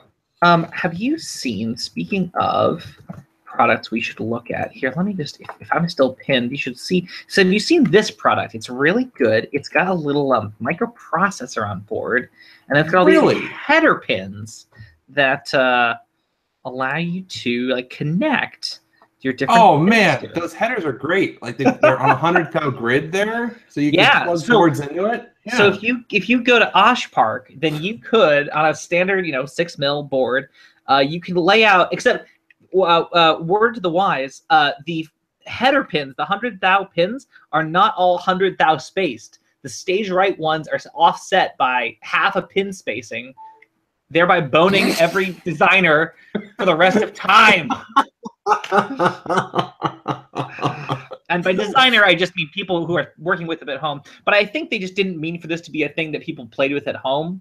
They meant it to be something for professionals, right? It's not a toy. So this is a very serious development environment, and so the issue here is that really you shouldn't be using perf board with these anyways. Is you need to make sure that you're using commercially laid out boards for this. Yeah, if you're not using anything, if you less than 8 layers as a shield on this, I just don't know what you're gonna accomplish. Right. I mean, really, the use case for something simple like a 2 or 4 or 6 layer board, really, I don't see it coming to fruition with the Arduino. To the what? Oh, yeah. I keep forgetting how you pronounce that. Arduino. Yeah. Arduino. Genuino. Yeah, that's it. Gensuarsto. Yeah. So I mean, I think it's kind of like shawarma. Actually, is how you pronounce it. Oh, look at this pinout on the bottom of the beagle board. Oh, Jesus. Yeah. Look at that. I mean, it's kind of a mess, but like at least it's silkscreen on there. Jesus. Well, okay. Well, yeah, and that's the thing. Like, it's not going to do you any good. It might. I mean, as somebody who was saying like, don't forget to crimp the black to the black earlier. You know, as a last ditch, as a last ditch effort. Right. Let's appreciate it has a single cell LiPo BMS in it. Right. There's two battery pins at the top. It's amazing. Yeah, I'm very impressed. And $25, you say? Yeah. Wow. Well, no, the Arduino's 35. The what? The oh, Arduino? that new board? Yeah. Yeah, it's the new microcontroller, new hotness. And Jeffrey is gone.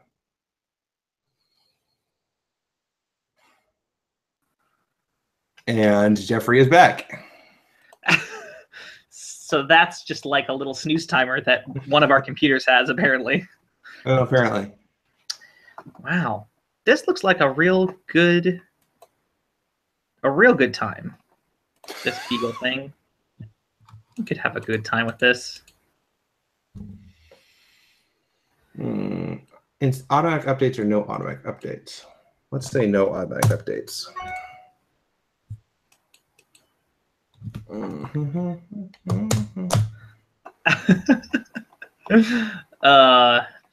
Dana, we don't mean it personally.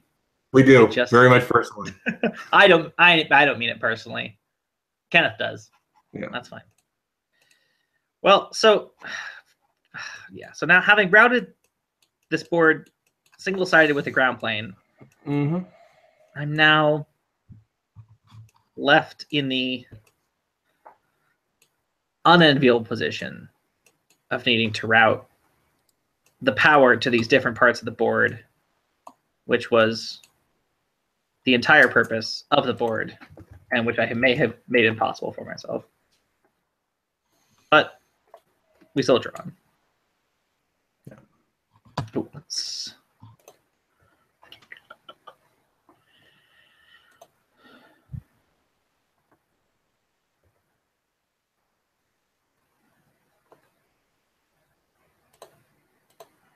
rip all this up. Rip up the stuff. Just all the time.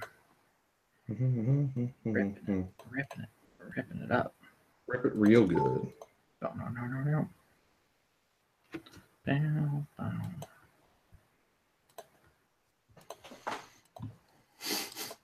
No, it's a real wide pitch. It's like 1.2 millimeters. You can route it on the top layer.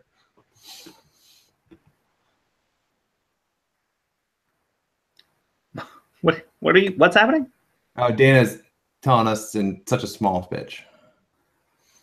Are you sure that? All right. What? I don't see the problem. It seems fine. All right. I'll just ground it right next to that mixer. Mixers don't need very good grounding, Kenneth. That's just science. I may not have your fancy education degree. I mean, to be fair, my master's thesis in electrical engineering was really almost entirely focused on networking. Fair enough. Which has been several awkward conversations when people are like, oh, so you got your master's degree in RF engineering? I'm like, no. They're like, so you got it in analog design? I'm like, no. Like, what did you get your master's degree in? I'm like, packet networking at 1200 baud. 1200 whole baud? Holy cow! Oh, holy Toledo. Like, really, honestly, it should have been a CS degree. Or computer engineering. Yeah, somehow you snuck into that EE degree while doing RF work and his network research, and also like network history, like that. That's really the fine distinction that he's made here, is that half of my degree was in network archaeology. Yeah. Enter device manually. Why can you never figure out? I don't want the bootloader on the flash drive. Flash drive is going away soon.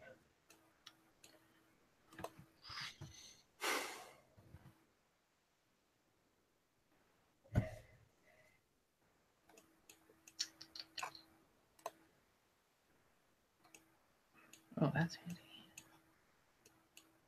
So now, I'm going to grab power from there.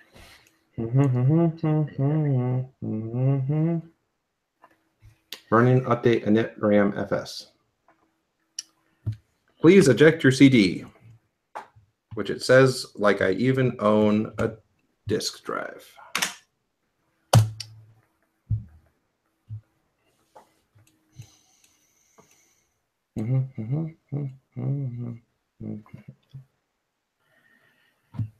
Well, as long as this thing never has to transmit, my transceiver is essentially done. Yeah, this seems like a reasonable design constraint. I feel like, you know, when constraints are highest are where we do our best work. Yes. I've pretty much everything else routed, but I have these 3 places on the routing, which are the plus 12 volt for transmit port, that are in 3 of the 4 corners of the PCB. I think the answer there is obvious. Jumper wire? I was going to say 0 ohm resistors, but it's close. Yeah, I thought about that. The question, I mean, like, it's got to route. Oh, see, some of these these are RF traces. I don't want to. Yeah, just hand of God, like big archways of wire. Kind of. Long. Yeah, with a ferrite bead on either end and some hope. Yeah. Yeah. Oof.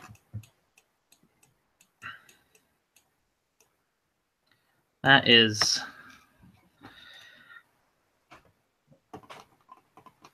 disappointing. Like, if I was willing to like air wire the local oscillator and BFO input connections, it would be fine. But I feel like that's a poor choice.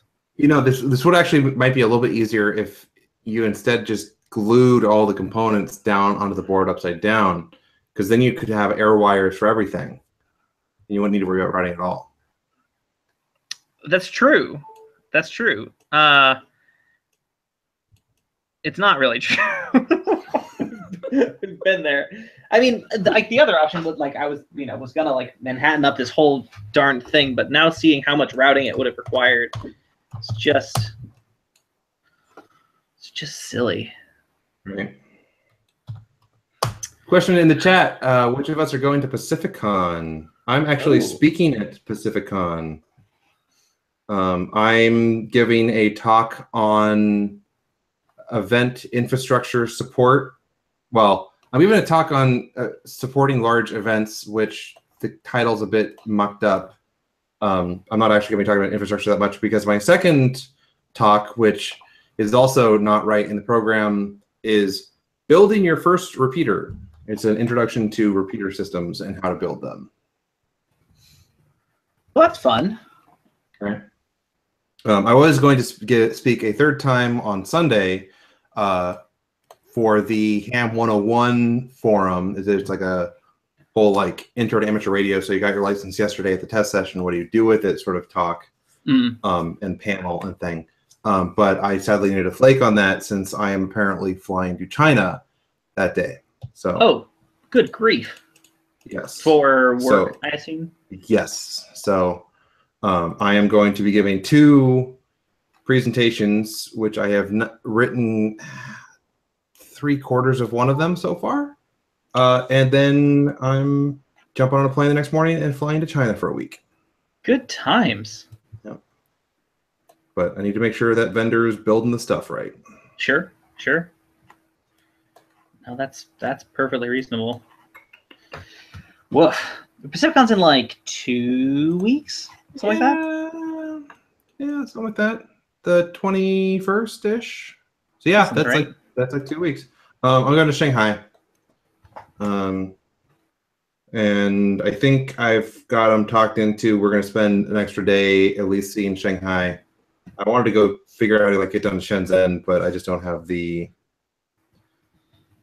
moral aptitude right now to try and mental capacity to try and figure out how to get down to Shenzhen and see the electronics markets down there, because that'd be just glorious.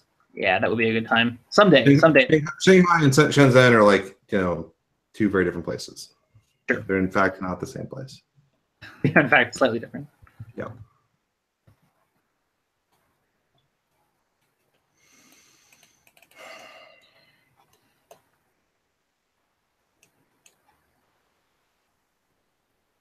Yeah, I get that thermal throttling warning again. Kind of feel like that's not such a good thing. Yeah, I don't know much about your fancy computers, Kenneth, but I feel like it's not a good sign. Well, the odd part is like it's not even like it's barely warm, so I don't. I'm clear on the motivation here.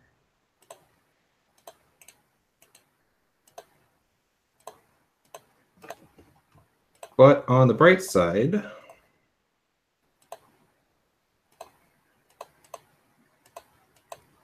we're now almost up to a whole Ubuntu system to see how it does with Quagga. There you go. Come on, Quagga.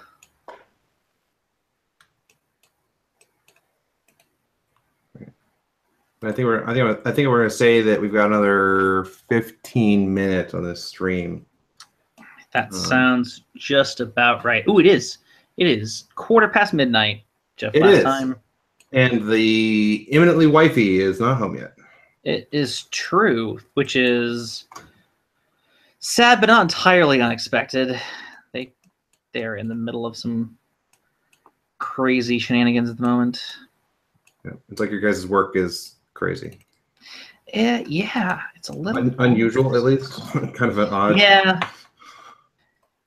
Yeah. Possibly missing firmware.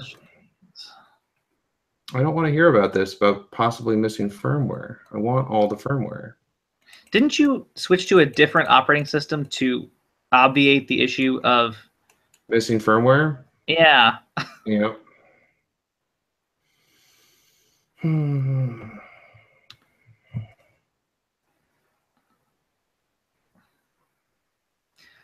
Hey, Kenneth. Hey, Jeff. Can I get a layout consult? Yes. Do you think this is an acceptable path for that trace, that power trace? Why in the world are you not just going on the bottom? Can I just, if I went all the way around? Oh, let's see if it'll just route this for me. Oh, yeah, piece of cake. Done. Sold. Good gravy. You do realize that you have a second layer, right? A what? A second layer? I guess. I was so like close. Literally, like it's a whole second side to the board. I know, I was doing so well. It's going to have 2 little tiny traces in that second layer. That's fine. What's the impedance of your run from the connector there? So here's a goofy thing. The impedance of 50. Let's assume that this is really going to be actual factual FR4, right? Yep. The ideal width of a 50 ohm line on FR4 is something stupid wide. I want to say it's like 5 millimeters or something. Yep. So I guess 200 thou. 200 thou trace. Right? Now I'm gonna double check my research. By that I mean Google it again. All right. But I'm feel like. Oh, no. I'm so wrong. Oh, no, that's 100 ohm track. Yeah, you just need 50. 50 ohm.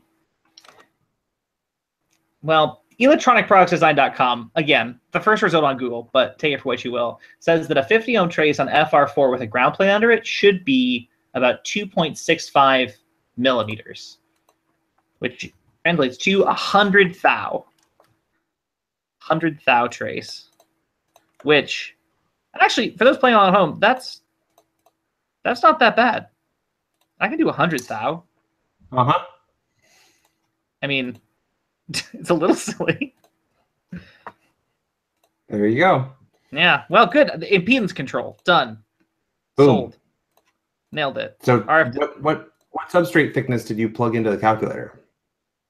1.6 millimeter. What thickness material did you plug into the calculator in American units? Freedom units. In freedom units? Hang on. Let me get this VIA down. Let's finish. Ugh, second layer. You're paying for it already. I guess I might as well use it. What did I plug in? I mean, in freedom units, it's about 100 thou. Oh, no, that's not true. What is it? 1.6 millimeter, about 62 thou. All right. I think Osh Park is like 68, but yeah, that's reasonable. Seems about right. Yeah, standard 1.6 mil. Vim, Scream, DStat, Build Essential, Quagga, SNMP. Yeah, MIBS downloader comes right up on Ubuntu. Suck it, Debian. Suck it, Debian. This is just a silly trace. I mean, the truth is I haven't been worried about impedance control anywhere else in these RF amplifiers. So doing it explicitly at the SMA inputs feels a little disingenuous, but... Well, it's a good thing that I guess that Eagle limits you to a certain board size that is significantly less than a wavelength. It's true, especially because these are going to be operating at like maybe 10 megahertz. Oh. So, although... So, at that T junction, you need to change it to 100 ohm. At what? Oh, that T junction. Well, what's 100 ohm? 100 ohm's even bigger. That's not okay. 100 ohm, 100 ohm FR4. Or you have a little like common mode power splitter. I don't know. 0.6 mil. 0.6 mil I can do. 24 thou. 24 thou? Ugh, piece of cake. I do 24 thou all day long. Yeah. Here we come. Here we come, 24 thou. Now, and I'll do a little we'll do a little pi match right there. It'll be great. This is gonna be the that doesn't seem right. We're gonna do a little what? You don't think this is this? So Kenneth, I know you have a master's degree. This bell is called a matching bell. You maybe heard of bell 203, like the modem. The bell actually refers to this is bell with a matching happens.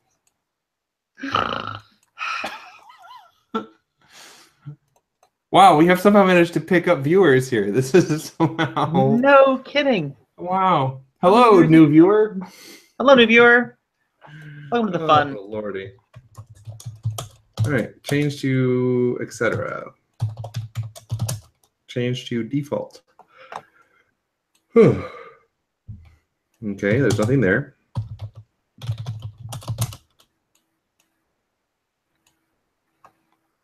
O P Q R S Quagga. Ah, there's an init D script for Quagga. There's a config file for Quagga. There's config files in the config folder for Quagga. Very good. Very, very good. One of them is named Debian. What does that mean?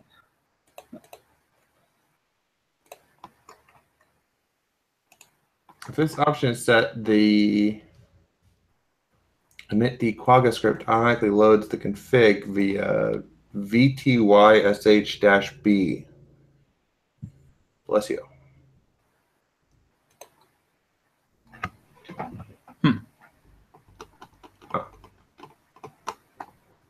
Please note that Watchdog Quagga options is an array and not a string.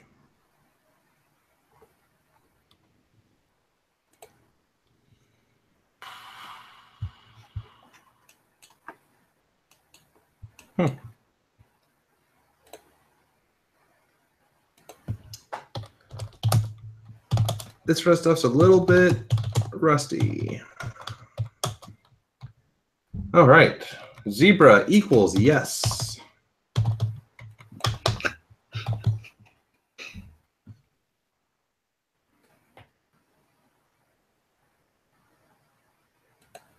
And there's like comments in this config file that says stuff about like how you need to have stuff set up in a certain way. This is fantastic. Dang. And this is why, ladies and gentlemen, Ubuntu got so much more popular than Debian so quickly. And why Ubuntu is in so many ways better than CentOS. Please respond in the comments as you feel fit.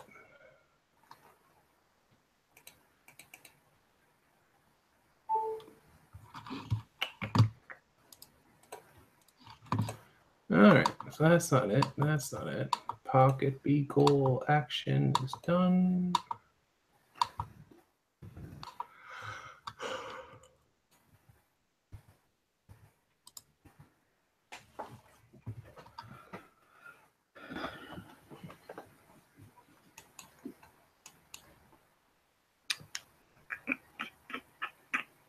Oh, good. This tutorial on setting up BGP for Quagga lists the RFCs and the dates at which they were effective.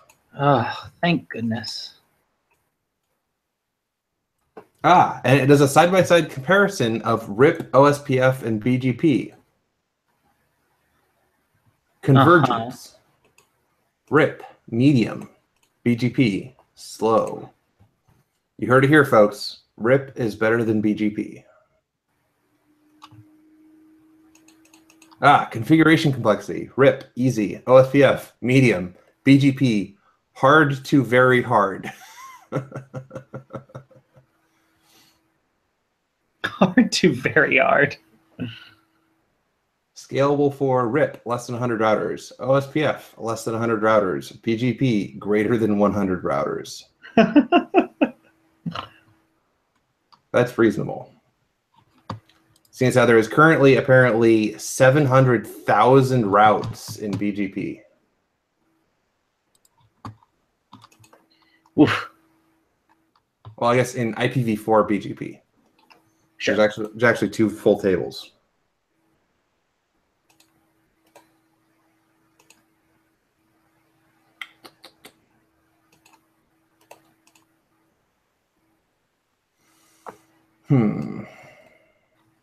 Okay, so that's a whole lot of theory.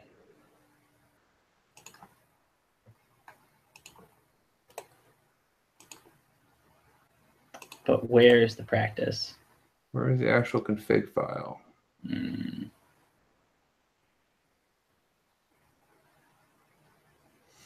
Now, it's mentioning this VTYSH config again, which is making me a little bit nervous. Oh, this is the virtual router console thing. Shit. Yeah, VRaker's got it down. Greater than 100 routers sounds more better than less than 100 routers. So despite it saying that the configuration difficulty was hard to very hard, this seems like a winner. Does seem like a winner. I see why this one's telling us to set up the virtual terminal. It's because it's not going to give me a config file. It's going to give me a whole bunch of commands to copy pasta into it. Ah. Oh, I see what's happening here.